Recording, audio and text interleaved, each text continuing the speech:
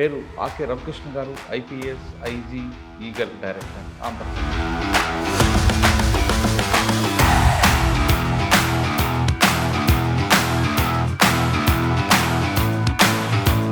కొత్తపల్లి, పార్వతీపురం, కర్నూలు ఈ మూడిట్లో మీరు చేసిన మంచి కార్యక్రమం. పార్వతీపురంలో ప్రధానంగా ఒకసారి ఒక రకంగా పోలీసులు అంటే రక్షకులు, మనం వెళ్ళామంటే అందరూ బయటికి రావాలి. అప్పుడే మేము ప్రారంభించిన కార్యక్రమం చెల్లెల కోసం. ప్రతి మహిళ కూడా కప్పట్రాల గ్రామాన్ని మీరు దత్తత తీసుకోవడం వెనక ఉద్దేశం. నేను 2006లో ఐపీఎస్లో జాయిన్ అయ్యాను. జాయిన్ అయిన వెంటనే మాకు ఫ్యాక్షన్ వల్ల మహిళలు, పిల్లలు ఎక్కువ నష్టపోతారు. గ్రామం విడిపోయిన తర్వాత వీళ్ళు వ్యవసాయం చేయలేరు, వాళ్ళు వ్యవసాయం చేయలేరు.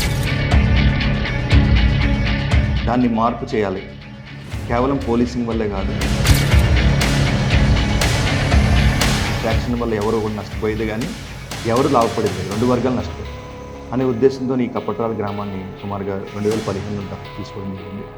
కప్పట్రాలే కాకుండా చుట్టుపక్కల పత్తికొండ, కొన్ని అవుకు ఈ ప్రాంతాల్లో కూడా కనిపిస్తుంది ఫ్యాక్షన్. కప్పట్రాలనే అడాప్ట్ తీసుకోవడం, అక్కడ నైట్ టైం పడుకోవడం వెనక అంటే ఒక కప్పట్రాలనే కాదు, నేను ఎస్పీగా ఉన్నప్పుడు అన్ని ఫ్యాక్షన్ గ్రామాలను దృష్టి పెట్టాను. కప్పట్రాల మనకి ఫ్యాక్షన్ చరిత్ర చాలా ఎక్కువ ఉంటుంది.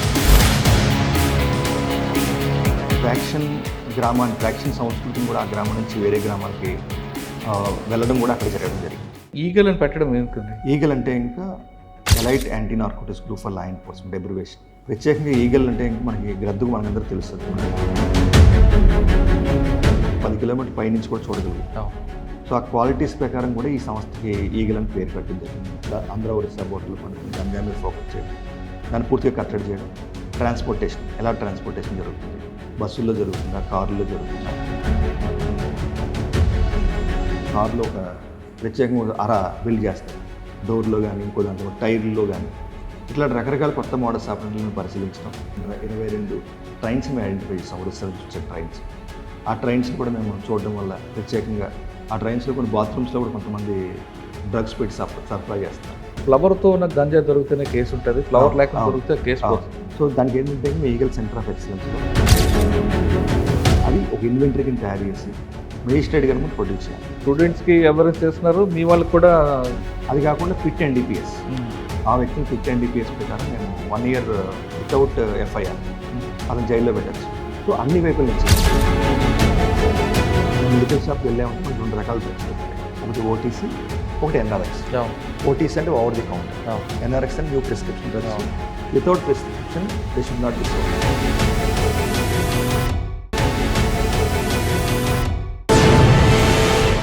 Welcome to crime diaries. ఈ వారం మన guest one of the best police officer. ఆయనకి ఎక్కడ సమస్య ఉంటే ఆ సమస్య పరిష్కరించడమే కాకుండా దాని మూలాలకు వెళ్ళడం అనేది ఆయనకు ఒక స్పెషలిస్ట్. ఆయనే ఈ వారం మన గెస్ట్. పేరు ఆకే రవికృష్ణ గారు, IPS, IG, eagle director, Andhra Pradesh.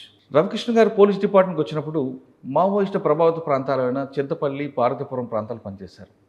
అక్కడ మావోయిస్టుల వైపు యువత ఎందుకు వెళ్తుంది, వాళ్ళ భావజాలకు ఎందుకు ఎక్టర్ అవుతున్నారు అనే విషయాన్ని కనిపెట్టిన ఆయన ఒకవైపు కూంబింగ్ ఆపరేషన్ చేస్తూనే మరోవైపు యువత అటువైపు వెళ్లకుండా ఒక కార్యక్రమం చేపట్టారు. అదే అమ్మ పిలుపు, చెల్లి పిలుస్తుందిరా అనే కార్యక్రమం చేపట్టడం కాకుండా అసలు యువత ఎందుకు వెళ్తుంది అనే మూలాల కోసం వెతికి దానికి ఒక పరిష్కారం తీసుకొచ్చారు. అక్కడితో ఆగిపోలేదు. తర్వాత ఫ్యాక్షన్ జిల్లాకు వచ్చారు. ఫ్యాక్షన్ జిల్లాలోకి వచ్చిన తర్వాత కర్నూలు ఎస్పీగా పనిచేసిన క్రమంలో ఒక ఫ్యాక్షన్ గ్రామాన్ని దత్తత తీసుకొని అక్కడే రాత్రి పడుకోవడం, ఫ్యాక్షన్ గ్రామాల్లో ఉన్న ఆయన అడాప్ట్ తీసుకున్న గ్రామాల్లోని యువత అందరికీ చదివించడం, వాళ్ళకి ఆ ఫ్యాక్షన్ వైపు వెళ్లకుండా ఏ విధంగా ఉండాలి, కేసులు పెడితే ఎలా జీవితాలు నాశనం అవుతాయని పూర్తిగా వివరించడమే కాకుండా వాళ్ళందరికీ మంచి చదువు చెప్పించే కార్యక్రమాలు చేశారు. అప్పుడు ఆయన వేసిన విత్తనాలే ఈరోజు ఫలాలుగా వచ్చి అదే గ్రామం నుంచి చాలామంది టీచర్లుగా, గ్రూప్ 1 ఆఫీసర్గా సెలెక్ట్ అయ్యారు. ఆ క్రెడిట్ అంతా కూడా రవికృష్ణ గారికి వస్తారు. ప్రస్తుతం కొంతకాలం తర్వాత కర్నూలు తర్వాత ఆయన ఇంటెలిజెన్స్ ఢిల్లీలో పనిచేశారు. తర్వాత ప్రస్తుతం ఆంధ్రప్రదేశ్లో ఉన్నారు. ఆంధ్రప్రదేశ్లో వచ్చేసరికి గాంజా, డ్రగ్స్, సైబర్ క్రైమ్ ఈ మూడింటికి సంబంధించి ఆంధ్రప్రదేశ్ గవర్నమెంట్ ఖచ్చితంగా దాని మీద ఉక్కుపాదం మోపాలని ఈగల్ అనే ఒక ఏజెన్సీని పెట్టింది. ప్రస్తుతం ఆ ఈగల్ డైరెక్టర్గా పనిచేస్తున్న రవికృష్ణ గారు ఇక్కడ ఉన్న సమస్యని ఏ విధంగా దాని పూర్తిగా మూలాలకు వెళ్ళారు. దాని పూర్తిగా పరిష్కారానికి ఆయన దగ్గర ఉన్న ప్లాన్ ఆఫ్ యాక్షన్ అనే విషయాన్ని సార్ అంటే తెలుసుకుంది. సార్ నమస్తే అండి. నమస్తే. నమస్తే. అప్పుడు ఎప్పుడో చూసామండి మీకు పార్వతీపురంలో, చింతపల్లిలో ఆ ప్రాంతంలో ఉన్నప్పుడు పరిచయం అయ్యారు. తర్వాత మీరు కర్నూలు వచ్చారు. కర్నూలులో కొంతకాలం చేశారు. తర్వాత మీరు ఢిల్లీ వెళ్ళిపోయారు. అంటే మీ కార్యక్రమం అప్పుడు ఎలా ఉండేవంటే కూంబింగ్, ఎన్కౌంటర్ ఈ రెండే ఉండేవి అప్పుడు. కూంబింగ్, ఎన్కౌంటర్ కాదు, దీనికి రూట్స్కి వెళ్ళాలని మీరు మంచి కార్యక్రమం చూపెట్టారు. అదేవిధంగా ప్యాక్షన్లో కూడా మీరు వేసిన సీడ్స్ ఈరోజు ఫ్రూట్స్ వచ్చాయి. ఆ ఫ్రూట్సే చాలామంది పిల్లలందరూ కూడా ఢిల్లీలో జాబులు చేస్తున్నారు, వాళ్ళందరూ చదువుకుంటున్నారు. ఇప్పుడు ఆంధ్రప్రదేశ్, ఒకప్పుడు ఆంధ్రప్రదేశ్లో గంజాయి దేశంలో ఎక్కడ దొరికినా ఆంధ్రప్రదేశ్ మూలాలు కనిపించాయి. కానీ ఇప్పుడు పూర్తిగా కొలాప్స్ అయిపోయింది. దానికి ప్లాన్ ఆఫ్ యాక్షన్ ఏం చేశారు? ఒక్క డ్రగ్స్ విషయం కాకుండా సైబర్ క్రైమ్లో పిల్లలకి ఏ విధంగా ఎడ్యుకేట్ చేస్తున్నారు? ఈ ప్రశ్నలకు సమాధానం చెప్పే ముందు ఒక్కసారి వెనక్కి వెళ్ళి చింతపల్లి, పార్వతీపురం, కర్నూలు ఈ మూడిట్లో మీరు చేసిన ఒక్కొక్క కార్యక్రమం, మంచి కార్యక్రమం. అంటే మీరు ముందుగా ఇంట్రడక్షన్లో చెప్పినట్టుగా ఈ పార్వతీపురంలోని ప్రధానంగా ఒకసారి ఒక ఇన్స్పెక్టర్ గారు వాళ్ళ టీంతో ఒక మారుమూల గ్రామానికి వెళ్ళడం జరిగింది, ఆంధ్ర ఒరిస్సా బార్డర్లో. ఆ గ్రామానికి వెళ్ళిన వెంటనే మొత్తం అక్కడ ఉన్న వాళ్ళందరూ కూడా ఇళ్ళలోకి వెళ్ళిపోయి తలుపులు వేసుకున్నారు. అవునా? అంటే పోలీసులు అంటే భయం వాళ్ళకి. సో అప్పుడే నేను ఏఎస్పీగా కొత్తగా అప్పుడు జాయిన్ అవ్వడం. సో ఇది నాకు చాలా అంటే ఒక రకంగా పోలీసులు అంటే రక్షకులు. మనం వెళ్ళామంటే అందరూ బయటికి రావాలి, అందరూ మనల్ని సహాయం అడగాలనే ఉద్దేశంతో ఆ రోజు ఇన్స్పెక్టర్ గారిని అడిగితే ఇంకా ఈ మావోయిస్ట్ ప్రభావిత ప్రాంతాల్లో ప్రజలకు పోలీసులు అంటే భయం అని చెప్పారు. దాన్ని మార్చాలనే ఉద్దేశంతో 360 డిగ్రీస్ చేశాం. అప్పుడే మేము ప్రారంభించిన కార్యక్రమం చెల్లెల కోసం. ప్రతి మహిళ కూడా ధైర్యంగా వాళ్ళకున్న సమస్యని పోలీసులకు చెప్పాలి అని చెప్పే ఉద్దేశంతో పోస్ట్ కార్డ్స్ ముద్రించి ఆ పోస్ట్ కార్డ్స్ అన్నీ కూడా మారుమూల గ్రామాల్లో ఇవ్వడం జరిగింది చెల్లెల కోసం అని చెప్పేసి. సో దాంట్లో రకరకాల సమస్యలు, సామాజిక సమస్యలు అన్నీ మా దృష్టికి వచ్చాయి. ఉదాహరణకి ఒక పోస్ట్ కార్డ్ ఇప్పుడు కూడా నాకు గుర్తుంది. దాంట్లో ఒక మహిళ రాసింది, అన్న మా ఊర్లోని పేకాట ఆడతారు, పలానా కొండ చివర అక్కడ తుప్పలు ఉంటాయి, దాని తర్వాత ఆడతారు, దాంట్లో మా ఆయన ఉంటాడు, మా ఆయన్ని కొట్టద్దు. సో ఇట్లాగా ప్రత్యేకంగా అటువంటి కొట్టకుండా మాత్రం సమస్య పరిష్కారం కావాలని చెప్పేసి అలాగా, అంటే అంత ఇన్నోసెంట్గా ఉంటారు అక్కడ మహిళలు అందరూ కూడా. అంటే మా ఏజెన్సీ ప్రాంతంలో అందరూ కూడా అంటే వాళ్ళకి ఆ ధైర్యం వచ్చింది, పోలీసు చెప్తే పని అవుద్ది అని చెప్పేసి. అటువంటి ఎన్నో సామాజిక సమస్యలు, నాటు సారా గురించి, వీటి గురించి ఎన్నో సమస్యలు మాకు రాసేవారు. అన్ని సమస్యలు మేము పరిష్కరించాం. దానివల్ల మారుమూల గ్రామాల్లో కూడా పోలీసులు అంటే భయం తగ్గి, పోలీసులు వెళ్తే ఇంక మాకు వాళ్ళ సమస్యలు చెప్పుకునేవారు. వందలాది మెడికల్ క్యాంప్స్ కండక్ట్ చేసాం. చాలామందికి మావోయిస్టులు తల్లిదండ్రులు కూడా మేము కొంతమంది అక్కడ కలిసినప్పుడు వాళ్ళకి కళ్ళకి కలద్దాలు ఉండి కావు, వాళ్ళు ఎప్పుడు చూపు కూడా చూసుకోవడానికి సరైన పరిష్కారాలు ఉండి కావు. మెడికల్ క్యాంప్స్ పెట్టి వాళ్ళకు కూడా కళ్ళద్దాలు ఇప్పించాం. సో అట్లాగా మేము ప్రారంభించిన కార్యక్రమం. తర్వాత చింతపల్లి వచ్చినప్పుడు అమ్మ పిలుపు కార్యక్రమం మొదలుపెట్టాం. అమ్మ పిలుపు ప్రధానమైన ఉద్దేశం ప్రతి ఒక్కరు కూడా బ్యాలెట్, మన డెమోక్రసీలో ఆయుధం కంటే మనకి అక్షరం చాలా గొప్పది. అదేవిధంగా బ్యాలెట్ కంటే ఎట్టి పరిస్థితుల్లో కూడా బుల్లెట్ అనేది పెద్దది కాదు. బ్యాలెట్ అన్నది మన డెమోక్రసీలో మూలం కాబట్టి బ్యాలెట్ ద్వారానే మనకి అధికారం రావాలి, బుల్లెట్ ద్వారా కాదు. అదేవిధంగా మావోయిస్టులు కూడా ఆ ఐడియాలజీ బయటికి తీసుకురావాలని అమ్మ పిలుపు కార్యక్రమం మొదలుపెట్టాం. ఎన్నో విస్తృతమైన కార్యక్రమాలు చేస్తాం. దాంట్లో ప్రధానంగా మేము ప్రతి గ్రామం నడుచుకుంటూ వెళ్తుంటే ఇంకా మాకు ఎన్నో సమస్యలు, ఎన్నో రకాల అనుభవాలు వచ్చినాయి. ఉదాహరణకి నేను ఒక గ్రామం వెళ్ళినప్పుడు ఒక స్కూల్లో మేము పిల్లలతో మాట్లాడుతున్నప్పుడు యాదృచ్ఛికంగా నేను ఎవరైనా సముద్రం చూశారని అడిగాను, విశాఖపట్నం చూశారని. ఒకళ్ళు కూడా చేయట్లేదు. సో చాలా ఆశ్చర్యం అనిపించింది. అలాగే ప్రతి కాలేజీకి వెళ్ళినప్పుడు ప్రతి చోట కూడా నేను వాళ్ళకి కాలేజీలో అడిగినప్పుడు విశాఖపట్నం చూడని వాళ్ళే ఎక్కువ మంది ఉన్నారు. కనీసం ఒకళ్ళిద్దరు కూడా చూసినట్టు చెప్పలేదు. సో ఆ టైంలోని వినీత్ బిజ్లాల్ గారు ఎస్పీ, నేను ఏఎస్పీ చింతపల్లిగా ఉన్నాను. సార్కి ఫోన్ చేసి మాకు ఒక బస్సు ఇవ్వండి సార్, ఈ పిల్లలందరినీ మేము విశాఖపట్నం పంపిస్తాం, జస్ట్ మనకి బాహ్య ప్రపంచం తెలియాలి వీళ్ళందరికీ కూడా అనే ఉద్దేశంతో వాళ్ళని పెట్టడం. తర్వాత సార్ కూడా దాన్ని ఒక మంచి కార్యక్రమం తీర్చిదిద్ది, సార్ ప్రత్యేకంగా ఆ కార్యక్రమంలోని ఎన్నో యాడ్ చేసి విశాఖపట్నంలో సముద్రం, అదేవిధంగా ఇంకా ఇతరత్ర ప్రాంతాలు చూపించి వాళ్ళకు ఎక్స్కర్షన్ కింద మార్చడం జరిగింది. ఈరోజు కూడా ఆ కార్యక్రమం కొనసాగుతుందని ఇటీవల చాలామంది చెప్పారు. అదేవిధంగా అక్కడ మనకి పోలీస్ స్టేషన్ రావాలంటే భయం. సో అక్కడ యువతకు కూడా ఉద్యోగాలు కల్పించడం కోసం కృష్ణపట్నం పోర్టులో మాట్లాడి వాళ్ళ బస్సుల ద్వారా వచ్చి ఎంతోమంది ఉపాధి కల్పించడం జరిగింది. సో మావోయిస్టులందరికీ వాళ్ళ ఇళ్ళకి వెళ్ళి చెప్పడం జరిగింది. సో ఇట్లాగా విస్తృతంగా గాంధీయన్ పోలీసింగ్ మేము ప్రజల్లోకి తీసుకెళ్ళడం జరిగింది. ప్రత్యేకంగా ఇలా చేయడం వల్ల చాలా గ్రామాల్లో మార్పు వచ్చింది.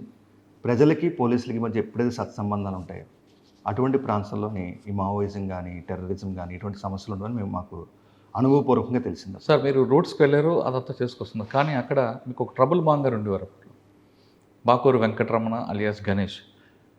రెగ్యులర్ ఏదో ఒక ఎఫెక్ట్ చేయడం, ఏదో ఒక ఎఫెన్స్ చేయడం చేస్తాడు. మరి ఆయన మీద ఇప్పుడు ఫోకస్ పెట్టారా? అప్పట్లోని చాలా కొమ్మింగ్ ఆపరేషన్లు, రకరకాల కార్యక్రమాలు, బోత్ పోలీసింగ్ పరంగా ఏం చేయాలో అవన్నీ చేసేవాళ్ళం.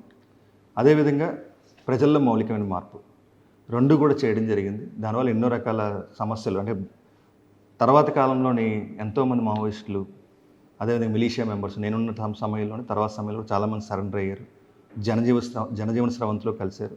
ఇప్పుడు కూడా మేము ఇప్పుడు కోరుకునేది ఒకటే, అందరూ కూడా జనజీవన స్రవంతిలోకి రావాలి, మెయిన్ స్ట్రీమ్ పాలిటిక్స్లో పాల్గొవాలి, దాని ద్వారా రాజ్యాధికారం సాధించాలి. అక్కడ నుండి ఎక్కడికొచ్చారండి? సో చింతపల్లి తర్వాత నేను గుంటూరు ఎస్పీగా పనిచేశాను కొన్నాళ్ళు. తర్వాత కర్నూలు ఎస్పీగా, మీరు ఇందాక కర్నూలు గురించి చెప్తున్నారు. గుంటూరులో ఏముందండి సార్ మీకు ఛాలెంజ్ ఏమొచ్చింది? ఇక్కడ క్లబ్లు ఉండేవి అప్పుడు. గుంటూరులో మేము ఈ క్లబ్స్ మీద కూడా చాలా దాడులు చేసేవాళ్ళం. సో ఒక రకంగా ప్యాకాట్ అనే సామాజిక వ్యసనాన్ని చాలా గట్టిగా డీల్ చేసాం. అదేవిధంగా వీధి బాలల గురించి పనిచేయడం జరిగింది. అక్కడ ఎన్నో రకాల కార్యక్రమాలు చేస్తూ క్రైమ్ తగ్గించడం కోసం, ప్రత్యేకంగా అక్కడ కూడా చెల్లెల కోసం కార్యక్రమం, ఎస్పెషల్లీ బేసిక్ పోలీసింగ్ చాలా కఠినంగా అమలు చేసాం గుంటూరులో. దానివల్ల ఈరోజు కూడా చాలామంది గుంటూరు నుంచి కనిపించిన వెంటనే వాళ్ళు చాలా ఆప్యాయంగా పలకరిస్తారు, మాట్లాడతారు. ఒక ఎస్పీగా కాకుండా వాళ్ళ కుటుంబ సభ్యులుగా నన్ను చూసుకుంటారు గుంటూరులో కూడా. సో అక్కడ కూడా ఎక్కడైతే హాస్టల్స్ ఉంటాయి, మహిళా hostels, eve teasing, crime against women, వాటి మీద ఎక్కువ ఫోకస్ చేయడం జరిగింది. అదేవిధంగా చైన్ స్నాచింగ్స్, అవన్నీ కూడా గుంటూరులో ఉన్నప్పుడు చాలా విస్తృతంగా వాటి మీద మేము ఫోకస్ చేయడం వల్ల బేసిక్ పోలీసింగ్ చాలా స్ట్రెంథన్ చేయడం జరిగింది. సార్ గుంటూరు నుంచి అంటే మీరు మావోయిజం నుంచి రౌడీజంకి వచ్చారు, రౌడీజం నుంచి ఫ్యాక్షనిజంకి వెళ్ళారు. ఫ్యాక్షన్ కర్నూలు వెళ్ళగానే అప్పటికే కర్నూలు ఫ్యాక్షన్ జిల్లాలుగా పేరుంది. అంటే అంతకుముందు పనిచేసిన ఆఫీసులు ఎన్కౌంటర్లు చేసినా ఇంకా అక్కడక్కడ కనిపిస్తుంది. పర్టికులర్గా కప్పట్రాల మీకు వచ్చిన ఛాలెంజ్ ఏంటి? కప్పట్రాల గ్రామాన్ని మీరు దత్తత తీసుకోవడం వెనక ఉద్దేశం ఏంటండి? నేను 2006లో ఐపీఎస్లో జాయిన్ అయ్యాను.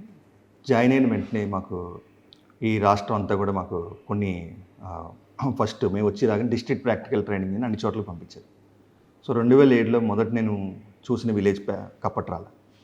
సో ఆ రోజే నేను చాలామందితో మాట్లాడడం జరిగింది, కొంతమంది కుటుంబ సభ్యులతో మాట్లాడడం జరిగింది. ఫ్యాక్షన్ వల్ల మహిళలు, పిల్లలు ఎక్కువ నష్టపోతారు. గ్రామం విడిపోయిన తర్వాత వీళ్ళు వ్యవసాయం చేయలేరు, వాళ్ళు వ్యవసాయం చేయలేరు. వీళ్ళ పంటను వాళ్ళు ధ్వంసం చేస్తారు, వాళ్ళ పంటను వీళ్ళు ధ్వంసం చేస్తారు. అత్యంత పేదరికంలో చాలామంది నివసిస్తారు. జైలుకి వెళ్ళినా, చనిపోయినా వాళ్ళ కుటుంబాలు వేదన పడతాయి. ఆ పిల్లలు చదువుకోకుండా ఉన్న పరిస్థితులు అన్నీ చాలా చాలా బాధాకరమైన పరిస్థితులు నేను చూడడం జరిగింది. నేను 2014లోని కర్నూలు ఎస్పీగా ఛార్జ్ తీసుకున్న తర్వాత మొదటి రోజు నేను విజిట్ చేసిన విలేజ్ కూడా కప్పట్రాలి. సో అలాగా కప్పట్రాలకి నాకు పోలీసింగ్, అంటే పోలీస్గా నేను ఐపీఎస్గా జాయిన్ అయిన నుంచి మొత్తం ప్రతిరోజు కూడా నాకు ఒక అంచనా ఉంది, ఆ కప్పట్రాల విలేజ్లో ఏం జరుగుతుంది, ఎలా జరుగుతుంది, దాన్ని మార్పు చేయాలి. కేవలం పోలీసింగ్ వల్లే కాదు, గాంధీయన్ పోలీసింగ్ అంటే ఇంకా మనం ఎక్కువగా ప్రజలతో మమేకం అవడం వల్ల వాళ్ళకి పోలీస్ కేసుల వల్ల వచ్చే నష్టాలు చెప్పాలి. అదేవిధంగా వాళ్ళ మౌలికమైన మార్పు తీసుకురావాలి. ఈ ఫ్యాక్షన్ వల్ల ఎవరు కూడా నష్టపోయేది కానీ ఎవరు లాభపడేది లేదు, రెండు వర్గాలు నష్టపోతాయి అనే ఉద్దేశంతో ఈ కప్పట్రాల గ్రామాన్ని సుమారుగా 2015లో దత్తత తీసుకోవడం జరిగింది. సో ఆ దత్తత తీసుకున్న తర్వాత లాట్ ఆఫ్ అని ఎన్నో కార్యక్రమాలు చేపట్టడం జరిగింది. సార్ మీరు వెళ్ళకముందో వెళ్ళిన తర్వాత వెంకటప్పల నాయుడు మట్ట జరిగింది? ముందండి, అది తర్వాత 2008లో ఎప్పుడు జరిగింది. అచ్చా, అక్కడ నుంచి మీరు దాని మీద ఎక్కువ ఫోకస్ పెట్టుకున్నారు. 2014లో నేను ఎస్పీగా జాయిన్ అయినప్పుడు నేను ఆ గ్రామాన్ని విజిట్ చేయడం, ఆ గ్రామంలో ఎంతమంది నష్టపోయారు వీళ్ళందరినీ గమనించడం, ఎన్నో కథలు. అంటే నేను ఎక్కువ నా మొదటి రోజు నుంచి నేను ఉద్యోగంలో జాయిన్ ఐపీఎస్లో ఎక్కువగా ప్రజలతో కలిసేవాడిని. ప్రజలు ఎక్కడికి మనం కలుస్తామో నాకు విస్తృతంగా గ్రౌండ్ లెవెల్ సమాచారం నాకు తెలిసింది. నేను ఎక్కడ పని చేసినా సరే గ్రామాల నుంచి కూడా నాకు ప్యూర్ ఇన్ఫర్మేషన్, అంటే ఇంక వాళ్ళు చెప్తుంటారు ఇక్కడ ఈ సమస్య రాబోతుంది. సో అందుకే ముందుగానే మేము ఆ సమస్య రాకుండా, ఆ సమస్య పెద్దది కాకుండా పరిష్కారాలు చేసేవాళ్ళం. కొన్ని సందర్భాల్లో సబ్ ఇన్స్పెక్టర్ తెలియని సమాచారం కూడా ఎస్పీకి నాకు వచ్చింది. దానివల్ల ఏమైందంటే లా అండ్ ఆర్డర్ పరిస్థితి, శాంతి భద్రతలను పటిష్టంగా చేయడం కోసం మనం ఎన్నో రకాలుగా ప్రజలతో మమేకం అవ్వాలి. అధికారులందరూ కూడా ప్రజలతో మమేకం అయితే ఇంకా ఖచ్చితంగా మౌలికమైన మార్పు వస్తుంది.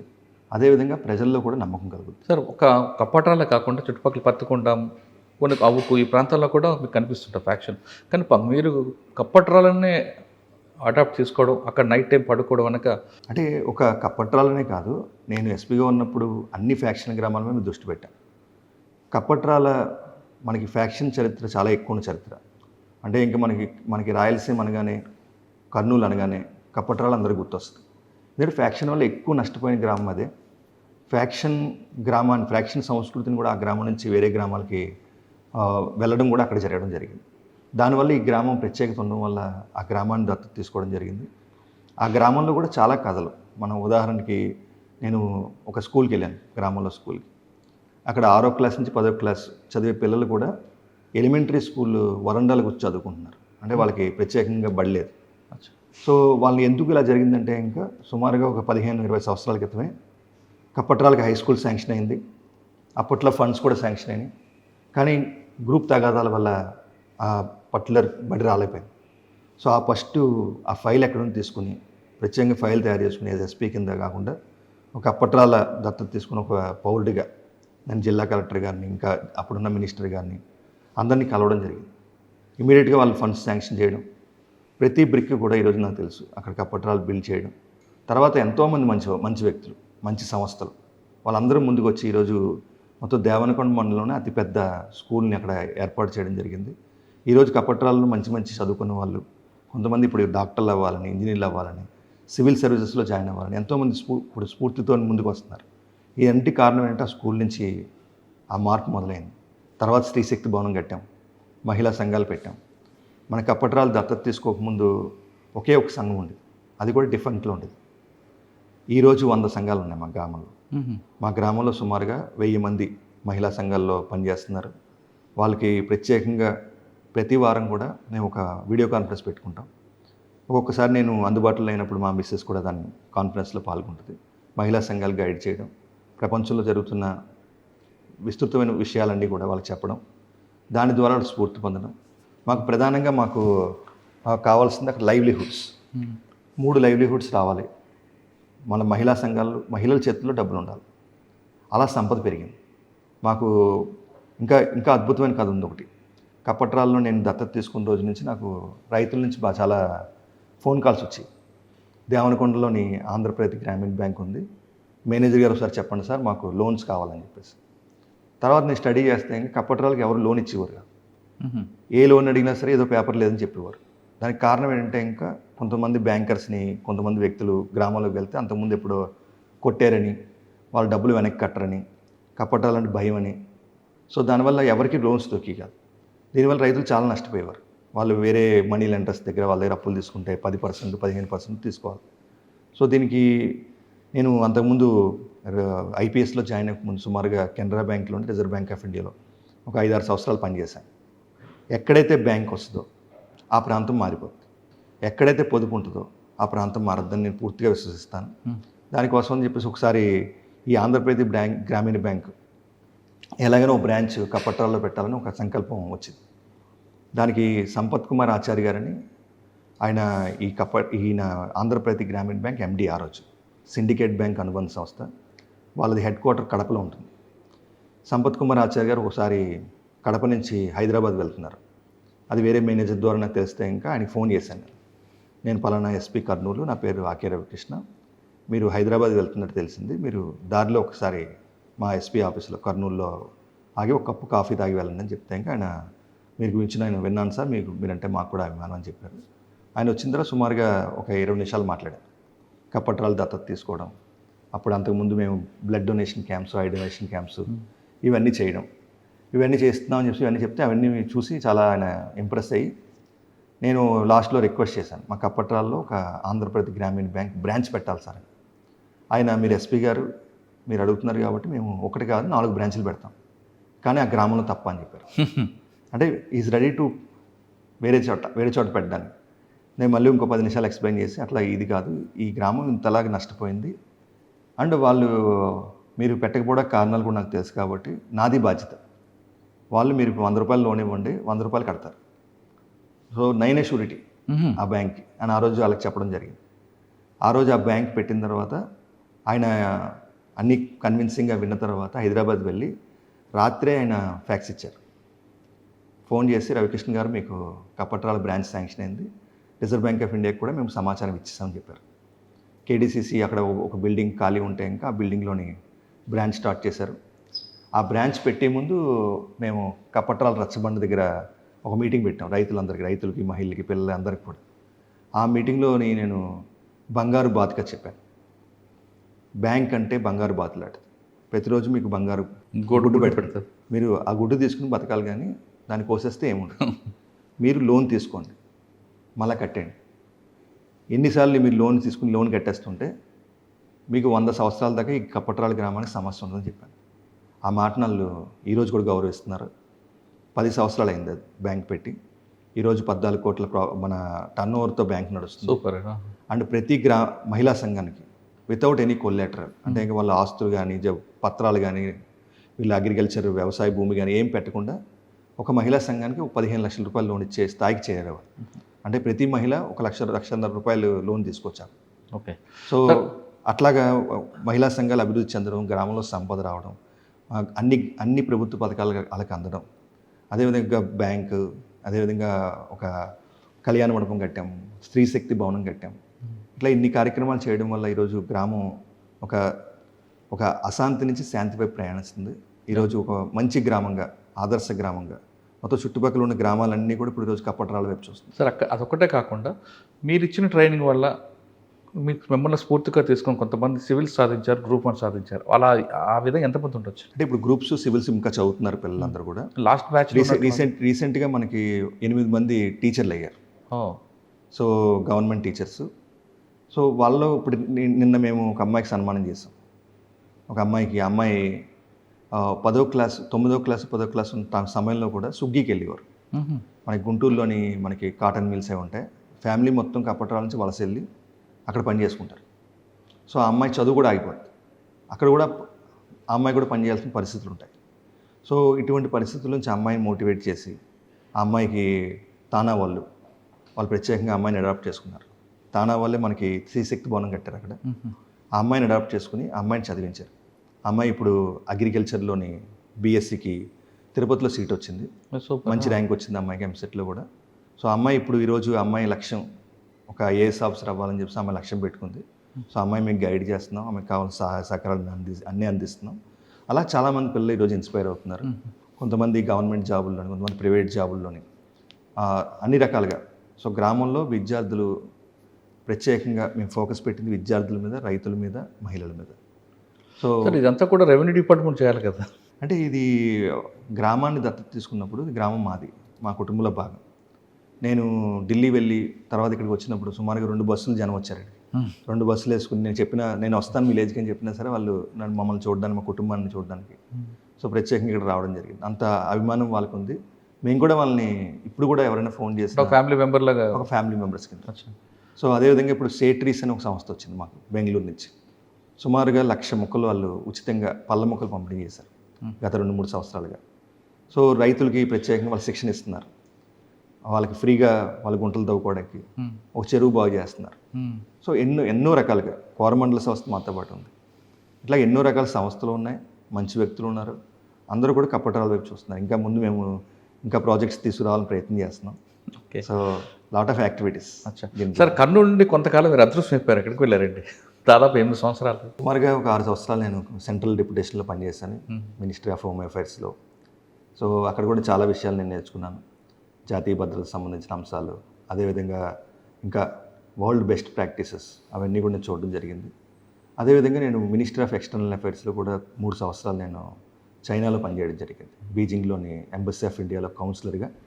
అక్కడ కూడా ఎన్నో విషయాలు నేను నేర్చుకున్నాను. అక్కడ చీఫ్ సెక్యూరిటీ ఆఫీసర్ కింద, చీఫ్ వీసా ఆఫీసర్ కింద ఎన్నో రకాలుగా నేను నా విధులు నిర్వర్తించాను. సుమారుగా మేము ఒక 50 దేశాల డిప్లొమాట్స్తో కూడా రకరకాల ఇంటర్నల్ సెక్యూరిటీ అంశాలు అవన్నీ కూడా మేము అక్కడ తెలుసుకోవడం జరిగింది. మీరు పుట్టింది ఎక్కడండి? నేను పుట్టింది రాజమండ్రి అండి. రాజమండ్రి నుంచి మీరు ఇంటర్నేషనల్లో మీ ఎక్స్పోజ్ అయిపోయారు. అవును.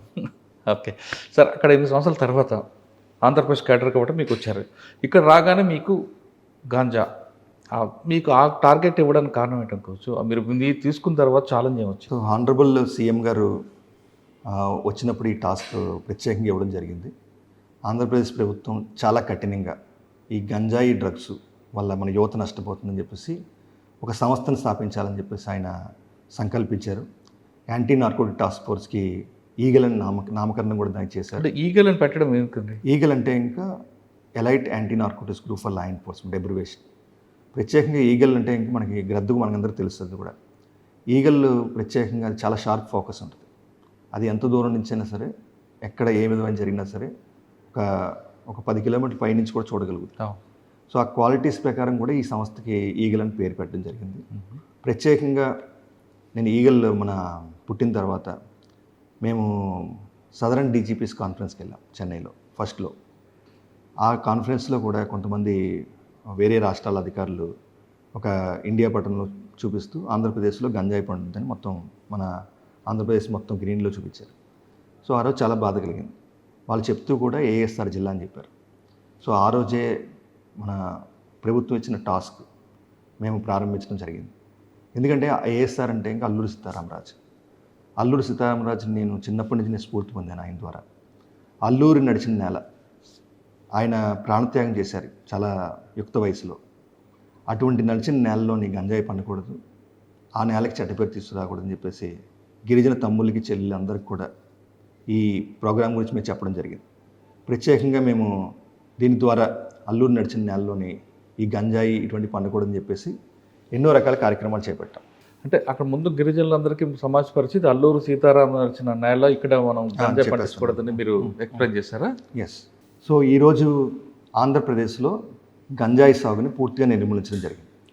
దీన్ని అచీవ్ అవ్వడానికి రకరకాల మార్గాలు ఉపయోగించాం. ఒకటి మన డిస్ట్రిక్ట్ పోలీస్ ద్వారా డ్రోన్ సర్వేలెన్స్, అడ్రిన్ శాటిలైట్స్, కోఆర్డినేట్ సర్చ్ ఆపరేషన్స్, విస్తృతమైన అవేర్నెస్ క్యాంపెయిన్స్, ప్రతి గ్రామానికి వెళ్ళడం, ఈ గంజాయి వల్ల నష్టాలు చెప్పడం, కేస్ స్టడీస్ చెప్పడం. ఉదాహరణకి ఒక కేస్ స్టడీ ఏంటంటే విజయనగరంలో ఒక అమ్మాయి ఇన్స్టాగ్రామ్ గ్రూప్లో బానిస అయ్యి, ఆ అమ్మాయి అర్ధరాత్రి 2 గంటలకి ఇంటికి వస్తుందని ఒక తల్లి మాకు ఫోన్ చేసింది 1972 కాల్ సెంటర్. సో ఆ గంజాయి మొక్క పండించింది ఎవరు? ఈరోజు ఆ అమ్మాయి ఆ తల్లి అడిగింది మమ్మల్ని, నేను ఎందుకు బతుకున్నానో నాకు తెలియట్లేదు, ఈరోజు మా కూతురు 2 గంటలకి ఇంటికి వస్తుంది అని చెప్పి. ఆ అమ్మాయి 14 సంవత్సరాల తమ్ముడికి కూడా గంజాయి అలవాటు చేసింది. సో వాళ్ళందరినీ మనం డీఅడిక్షన్ సెంటర్ పంపించాము. ఇటువంటి కేస్ స్టడీస్ కూడా మేము విశాఖపట్నం మన ఈ ఏఎస్ఆర్ జిల్లాలోని రైతులు చెప్తున్నాం. ఇవన్నీ జరుగుతున్నాయి, ఈ గంజాయి వల్ల ఇంతమంది నష్టపోతున్నారు, కుటుంబాలు కూలిపోతున్నాయని చెప్పేసి. అదేవిధంగా పోలీసింగ్ ఇలా చేస్తూ, అదేవిధంగా ఆల్టర్నేటివ్ క్రాప్ సపోర్ట్. ఉదాహరణకి ఆల్టర్నేటివ్ క్రాప్ సపోర్ట్లో లాస్ట్ ఇయర్ గత సంవత్సరంలో 46 లక్షల శాప్లింగ్స్ ఉచితంగా పంపిణీ చేయడం జరిగింది. సుమారుగా 10,803 ఎకరాలకి ఇది పంపిణీ చేయడం జరిగింది. ఈ సంవత్సరం గవర్నమెంట్ ఆపరేషన్ చైతన్యం అని చెప్పేసి 2 కోట్ల మొక్కలు పంపిణీ చేయాలని లక్ష్యం పెట్టుకుంది. 2 కోట్ల మొక్కలు పంపిణీ చేయడం కాకుండా 21 రకాల సీడ్స్ కూడా పంపిణీ చేయాలి. 35,000 ఎకరాలు, 25,000 ఫార్మర్స్కి ఈ బెనిఫిట్ రావాలని చెప్పేసి గంజాయి మొక్క మన ఆంధ్రప్రదేశ్లో పండకూడదని ఒక సంకల్పంతో ఈ కార్యక్రమం మొదలుపెట్టారు. ఈ కార్యక్రమం పెద్ద ఎత్తున సక్సెస్ అవుతుంది. ఇటీవల కాలంలో కూడా ఈగల్, ఏఎస్ఆర్ జిల్లా పోలీసులు అందరూ కలిసి మొత్తం గ్రామాల్లోకి వెళ్తున్నాం, అక్కడ పరిశీలిస్తున్నాం, గతంలో పండిన ప్రతి ఎకరం కూడా చూస్తున్నాం. అదేవిధంగా ఎన్కాట్ మీటింగ్స్, జిల్లా కలెక్టర్ గారు చైర్మన్గా, అదేవిధంగా జిల్లా ఎస్పీ గారు మెంబర్ కన్వీనర్గా, నార్కో కోఆర్డినేషన్ మీటింగ్స్, అన్ని శాఖలు కలిసి మీటింగ్స్ కూడా ప్రత్యేకంగా ఏఎస్ఆర్ జిల్లాలో అన్ని జిల్లాలో జరుగుతుంది. ఇక్కడ కూడా ప్రత్యేకంగా వాళ్ళు అన్ని శాఖలు కూడా చెప్తున్నారు, ఎక్కడైనా సరే గంజా పండిందంటే ఆ సంబంధిత అధికారి, ఫారెస్ట్లో పండిందంటే beat constable is also responsible. దీనివల్ల మాకు ఈరోజు గంజాయి సాగు లేకుండా జరిగింది. కానీ మాకు ఒరిస్సా నుంచి సుమారుగా 6 జిల్లాల్లో పండుతుంది, మల్కాన్గిరి, కోరాపుటి జిల్లాల్లో. అక్కడి నుంచి కూడా మనకి సరఫరా అవుతుంది. ఆ సరఫరాను ఆపడం గురించి కూడా లాట్ ఆఫ్ చెక్ పోస్టులు, సుమారుగా 85 చెక్ పోస్టులు పనిచేస్తున్నాయి. అదేవిధంగా విస్తృత సమాచారం ఇచ్చిపుచ్చుకోవడం కూడా ఏఎన్టీఎఫ్ ఒరిస్సాతోని, ఏఎన్టీఎఫ్ తెలంగాణతోని, కేరళతోని, తమిళనాడుతోని, ఇతరత్ర ఏఎన్టీఎఫ్స్ కూడా అనుసంధానం చేయడం. ఇవన్నీ చేయడం వల్ల లాట్ ఆఫ్ నెట్వర్క్స్ బ్రేక్ అవుతున్నాయి. సో ఇటీవల కాలంలో ఉదాహరణకి ఒక నెట్వర్క్ మేము బ్రేక్ చేసిన నెట్వర్క్, మాకు ఈగల్లోని ప్రత్యేకమైన మీటింగ్ జరుగుతాయి. ఒక కానిస్టేబుల్స్ లెవెల్ నుంచి అందరినీ కూడా మేము ఎంపవర్ చేసి, వాళ్ళు కూడా లీడర్ కింద లెక్క. సో వాళ్ళందరినీ పరిశీలించమంటే ఒక సమాచారం మాకు వచ్చింది. ఏఎస్ఆర్ జిల్లాలో రాజస్థాన్ నుంచి కొంతమంది మారుమూల గ్రామాల్లో స్వీట్ షాప్ నడుపుతున్నారు, హార్డ్వేర్ షాప్ నడుపుతున్నారు. సో అసలు అక్కడ స్వీట్లు కొనేవాళ్ళు ఎక్కువ ఉన్నారా లేరా అని చెప్పి మేము ఒక పరిశీలన చేస్తాం. సో సుమారుగా ఒక వారం రోజులు దాన్ని పరిశీలన చేస్తే ఒక్క కస్టమర్ కూడా షాప్లోకి రాలేదు ఎవరు కూడా. అలా ఒక కస్టమర్ రాకుండా రాజస్థాన్ నుంచి ఫ్యామిలీతో ఇంత దూరంలో ఎందుకు వచ్చి వ్యాపారం చేస్తున్నారు. ఆ పరిశీలన చేస్తే మాకు తెలిసింది చాలామంది దాంట్లోనే ఈ డ్రగ్ పెడ్లింగ్ చేస్తున్నారు, ఈ గంజా ట్రాన్స్పోర్టేషన్ ఎన్నో సంవత్సరాలుగా. అది మేము పరిశీలించిన తర్వాత సుమారుగా 12 రాష్ట్రాలకు సంబంధించిన వ్యక్తులందరినీ గుర్తించాం. వీళ్ళలో ఎక్కువ మంది గంజాయి సరఫరా చేయడం, లేదంటే బయట నుంచి వచ్చిన వాళ్ళకి వాళ్ళు షెల్టర్ ఇవ్వడం, డబ్బుల్ని ఈ ఒరిస్సా సైడ్ ఫార్మర్స్కి డబ్బులు సప్లై చేయడం ఇవన్నీ చూసి చాలా విస్తృతంగా మేము దాని మీద ఫోకస్ పెట్టడం, సర్విలెన్స్ పెట్టడం వల్ల ఈరోజు చాలామంది ఆ ప్రాంతాలు వెకేట్ చేసి వెళ్ళిపోయారు. కొంతమందిని మేము ఈ కేసుల్లోని అరెస్ట్ చేయడం కూడా జరిగింది. ఇట్లాగ నెట్వర్క్స్ బ్రేక్ చేయడం. అదేవిధంగా ఇటీవల కాలంలోని మేము మెత్ అనే ఒక సింథటిక్ డ్రగ్స్, వాటిని కొన్ని కేసుల్లో పట్టుకున్నాం. కొకైన్ కొన్ని గ్రాములు పట్టుకున్నాం. ఈ కేసులో కూడా నెట్వర్క్స్ మీద మేము చాలా లోతుగా వెళ్ళి ఈ నెట్వర్క్స్ ఎంతమంది ఉన్నారు, ఎలా ఉన్నారు, ఎవరెవరితో వీళ్ళు కాంటాక్ట్స్లో ఉన్నారు, ఎవరెవరితో మాట్లాడుతున్నారు, ఎక్కడెక్కడ పార్టీలు పెట్టుకుంటున్నారు, ఇవన్నీ కూడా నెట్వర్క్స్ బ్రేకింగ్ మన రాష్ట్రమే కాకుండా వేరే రాష్ట్రంలో ఉన్న ఫార్వర్డ్ లింక్లో ఉన్న వాళ్ళు కూడా తీసుకొస్తున్నారు. ఇటీవల కాలంలో కొన్ని కేసుల్లో బెంగళూరు నుంచి కూడా కొంతమందిని మేము అరెస్ట్ చేయడం జరిగింది. సో ఇట్లాగే నెట్వర్క్స్ బ్రేక్ చేయడం. ఎస్టీడీడీ అంటారు ఈ మోడల్ని. సోర్స్ అంటే ఇంకా మనకి ఆంధ్ర ఒరిస్సా బోర్డర్లో పండుతుంది గంజాయి మీద ఫోకస్ చేయడం, దాన్ని పూర్తిగా కట్టడి చేయడం. ట్రాన్స్పోర్టేషన్, ఎలా ట్రాన్స్పోర్టేషన్ జరుగుతుంది, బస్సుల్లో జరుగుతుందా, కారుల్లో జరుగుతుందా, కారుల్లో జరుగుతుంటే ఎటువంటి మోడస్ ఆపరండి, కొత్త మోడస్ ఆపరండి. మేము చూసినప్పుడు సపోజ్ ఉదాహరణకి ఒక కారులో ఒక ప్రత్యేకంగా అర బిల్డ్ చేస్తాడు, డోర్లో కానీ ఇంకో దాంట్లో టైర్లో కానీ. ఇట్లా రకరకాల కొత్త మోడస్ ఆపరెంట్లు మేము పరిశీలించడం, సమాచారాన్ని పటిష్టం చేయడం. అదేవిధంగా ట్రైన్స్ మీద ఆపరేషన్ ట్రైన్స్ని ఈగల్, ప్రత్యేకంగా narco canines, dog squads, GRP, RPF, local పోలీసులు అందరూ కలిసి విస్తృతంగా దాడులు చేయడం. సుమారుగా 22 ట్రైన్స్ మేము ఐడెంటిఫై చేస్తాం, ఒరిస్సా నుంచి వచ్చే ట్రైన్స్. ఆ ట్రైన్స్ని కూడా మేము చూడడం వల్ల ప్రత్యేకంగా ఆ ట్రైన్స్లో కొన్ని బాత్రూమ్స్లో కూడా కొంతమంది డ్రగ్స్ పెట్టి సరఫరా చేస్తున్నారు, గంజా చాక్లెట్ సరఫరా చేస్తున్నారు. ఇటీవల కాలంలో ఎంతోమందిని మేము అరెస్ట్ చేయడం జరిగింది, ఎన్నో కేసులు డిటెక్ట్ చేయడం జరిగింది. సార్ మీరు కల్టివేషన్ ఆపారు, అక్కడ కల్టివేషన్ అందరూ కూడా కమర్షియల్ క్రాప్ వైపు మళ్ళించుతున్నారు, అంతవరకు ఉంది, బాగుంది. కానీ కట్ ఆఫ్ ఏరియాలో అక్కడక్కడ కనిపిస్తున్నాయి అనేది ఒక వార్త ఉంది. నెంబర్ 1. నెంబర్ 2, అసలు మెయిన్ ట్రాన్స్పోర్ట్ కారిడార్ అనేది ఆంధ్రప్రదేశ్ కనిపిస్తుంది, దీన్ని బ్రేక్ చేయడానికి ఏం చేస్తున్నారు? నెంబర్ 2. నెంబర్ 3, మీరు ఎన్ఫోర్స్మెంట్ చేస్తున్నారు కానీ యూత్కి అని ఎడ్యుకేట్ చేయడానికి మీరు చేస్తున్న ప్రణాళిక ఏంటి? 3వది. నెంబర్ 4, ఇది కొత్త ఆర్గనైజేషన్, ఈ ఆర్గనైజేషన్ మీరు పిల్లర్ నుండి స్లాబ్ వరకు మీరే బిల్డప్ చేసుకున్నారు, బ్రిక్ బై బ్రిక్. అసలు స్టార్టింగ్ నుంచి పునాల దగ్గర నుండి మీరు ఎలా కట్టుకుంటూ రావాలకి, దీనికి ఇన్ఫ్రాస్ట్రక్చర్లో కానీ మీకు మ్యాన్ పవర్ విషయంలో కానీ మీకు సపోర్ట్ గవర్నమెంట్ ఏ విధంగా ఇస్తుంది? సో ముందుగా మీరు చెప్పింది ఎక్కడైతే మనకి ట్రాన్స్పోర్టేషన్ కట్ ఆఫ్ ఏరియాస్ అంటే మీరు చెప్పినట్టు కోరాపుట్టు, మల్కాన్గిరి ఆ ప్రాంతాల నుంచి అంటే ఒరిస్సా సైడ్ ఉన్న విలేజ్లో ఇప్పుడు కూడా కొంత గంజాయి పండుతుంది, అది వాస్తవమే. అందుకని మేము ఏఎన్టీఎఫ్ ఒరిస్సా కూడా మేము సమాచారం ఇస్తున్నాం. అదేవిధంగా ఎస్పీ టు ఎస్పీ, కొంతమంది మాజీ నక్సలైట్లు కూడా గంజాయి పట్టిస్తున్నారనేది ఒక సమాచారం. అది కూడా ఉంది. నక్సలైట్లు కూడా ఇదివరకు మావోయిస్టులు కూడా గంజాయిని ప్రోత్సహించిన సందర్భాలు ఉన్నాయి. వాళ్ళు కొంత మనీ కానీ ఇంకా ఏదైనా రూపంలో తీసుకున్నట్లు కొన్ని కేసులు కూడా నమోదై ఉన్నాయి దానికి సంబంధించి. సో ప్రత్యేకంగా దానికోసం చేసి కట్ ఆఫ్ ఏరియాస్ అన్నింటిలో కూడా మేము మానిటరింగ్, సర్వేలెన్స్ పెంచడం జరిగింది. ముఖ్యంగా ట్రాన్స్పోర్టేషన్, ఏ వాహనాలు అటు సైడ్ వెళ్తున్నాయి, ఏ వాహనాలు బ్యాక్ వస్తున్నాయి, ఆ వాహనాల మీద మానిటరింగ్, సమాచారాన్ని ఇంటెలిజెన్స్ వ్యవస్థని చాలా పటిష్టం చేసాం. దానివల్ల మాకు ప్రత్యేకంగా ఇన్పుట్స్ వస్తున్నాయి. దానివల్ల ఇన్పుట్స్తో ఈ మధ్యకాలంలో మేము చాలా ఆపరేషన్ చేస్తాం. అంటే మీరు వెహికల్స్ పట్టుకుంటారని కొంతమంది నడుచుకుంటూ నడుచుకుంటూ కూడా వస్తున్నారు, కాలినడకన వస్తారు. నర్సీపట్నం ఘాటి దిగిన తర్వాత అక్కడ కూడా మనం అన్నవరం అక్కడ వరకు వస్తున్నారు. ఇటీవల కాలంలో మనం అనకాపల్లిలోని అనకాపల్లి పోలీసులు కలిసి ఒక పెద్ద కేసుని ఎవరైతే కాలినడకన వస్తున్నారో సుమారుగా 800 kgs గంజాని కూడా పట్టుకోవడం జరిగింది. సో అన్ని వైపుల నుంచి అంటే ఇప్పుడు నక్సల్స్ ఎవరైతే ఈ డ్రగ్ పెడ్లర్స్ ఉంటారో మనం ఒక మెథడ్ అనుకుంటే వాళ్ళు ఇంకో మెథడ్లో వస్తుంటాం. కాబట్టి అన్ని మెథడ్స్లో మనం సమాచారం సేకరించడం, సమాచారాన్ని విస్తృతంగా మనం గతంలో ఎవరైతే ఈ డ్రగ్ పెడ్లర్స్ ఉన్నారో వాళ్ళు బయటకు వచ్చిన తర్వాత చాలామంది కొంతమంది మారారు. దాంట్లో ఆ మారిన వాళ్ళు కూడా మన సమాచారం ఇస్తున్నారు. కాబట్టి ఇది కూడా మనకి అన్ని రకాలుగా, ఒక రకం కాదు అన్ని రకాలుగా మనం చేయడం జరుగుతుంది. అదేవిధంగా మీరు విద్యార్థులు జరిగారు రెండో ప్రశ్న. Eagle one of the major task demand side. Demand reduction is most important task. మాకు డిమాండ్ రిడక్షన్ అంటే ఇంకా మనకి విద్యార్థులు మనం చూస్తే ఇంకా ఈగల్ క్లబ్స్ ప్రారంభించాం. సుమారుగా 40,000 విద్యా సంస్థల్లో ఈరోజు ఈగల్ క్లబ్స్ పనిచేస్తున్నాయి. సుమారుగా మనకి 70 లక్షల మంది విద్యార్థులు ఉన్నారు. ఈగల్ సెంటర్ ఆఫ్ ఎక్సలెన్స్ పెట్టాం. దీని ద్వారా టీచింగ్ లా మాకు ముఖ్యమైన కాన్సెప్ట్. నేను చాలామంది వందలాది మంది విద్యార్థులను కలిశాను. చాలామంది చెప్పింది ఏంటంటే మాకు ఈ చట్టం గురించి తెలియదు, ఈ చట్టం గురించి అవగాహన లేదు. ఎన్డీపీఎస్ అంటే ఏంటి, narcotics drugs and psychotropic substances act 1984 చాలా కఠినమైన చట్టం. ఈ చట్టం గురించి మాకు తెలియదని చెప్పారు. అదేవిధంగా నేను ఆగస్టు 8న వైజాగ్లోని సెంట్రల్ ప్రిజన్ విజిట్ చేశాను. సెంట్రల్ ప్రిజన్లో సుమారుగా 1008 మంది ఈ గంజా ఇతర డ్రగ్స్ కేసుల్లో అరెస్ట్ అయి ఉన్నారు. దాంట్లో 52 మంది కన్విక్ట్ అయిన వాళ్ళు ఉన్నారు. వాళ్ళని ఇంటర్వ్యూ చేశాను, వాళ్ళతో మాట్లాడాను. ఒక వ్యక్తితో సుమారుగా ఒక అరగంట సేపు మాట్లాడింది. ఆ అబ్బాయి బీటెక్ కంప్యూటర్ సైన్స్ చేసి ఒక ప్రముఖమైన కాలేజీలో బ్రైట్ స్టూడెంట్. అతను ఈ గంజా ఫ్రెండ్స్తోని ఎడిక్ట్ అవ్వడం వల్ల ఒక తమిళనాడు చెందిన ఒక వ్యక్తితో పరిచయం అయ్యి తర్వాత ఈ గంజా పెడ్లర్గా మారాడు. సుమారుగా ఆ తమిళనాడు వ్యక్తి మీద తమిళనాడు పోలీసు కూడా వైజాగ్లోని వాళ్ళు మానిటర్ చేస్తున్నారు. సో అదే సందర్భంలో ఈ 4 ఫ్రెండ్స్, ఈ తమిళనాడు వ్యక్తి, ఈ 5 మంది ఒక కారులోని సుమారుగా 60-65 కేజీల గంజాతో పోలీసులు పట్టుకోవడం జరిగింది. తమిళనాడు మదురై కోర్టులో అతనికి కన్విక్షన్ వచ్చింది, 10 సంవత్సరాల కన్విక్షన్ వచ్చింది. ఆ అబ్బాయితో నేను మాట్లాడుతుంటే ఇంకా సార్ ఇది ఈ గంజా కేసు ఇంత సీరియస్గా ఉంటుందో నాకు తెలియదు సార్, మేము మామూలు కేసు ఏమో అనుకున్నాం, ఇప్పుడు 10 ఇయర్స్ నాకు కన్విక్షన్ వచ్చింది. అతను అక్కడ కోర్టులో పిటిషన్ వేసుకుని జైలు ట్రాన్స్ఫర్ కింద మదురై మనకి తమిళనాడు జైలు నుంచి మనకి విశాఖపట్నం జైలుకి వచ్చాడు. సో మనం ఒక బ్రైట్ స్టూడెంట్ మనం కోల్పోయాం, ఇది మనం గమనించాలి.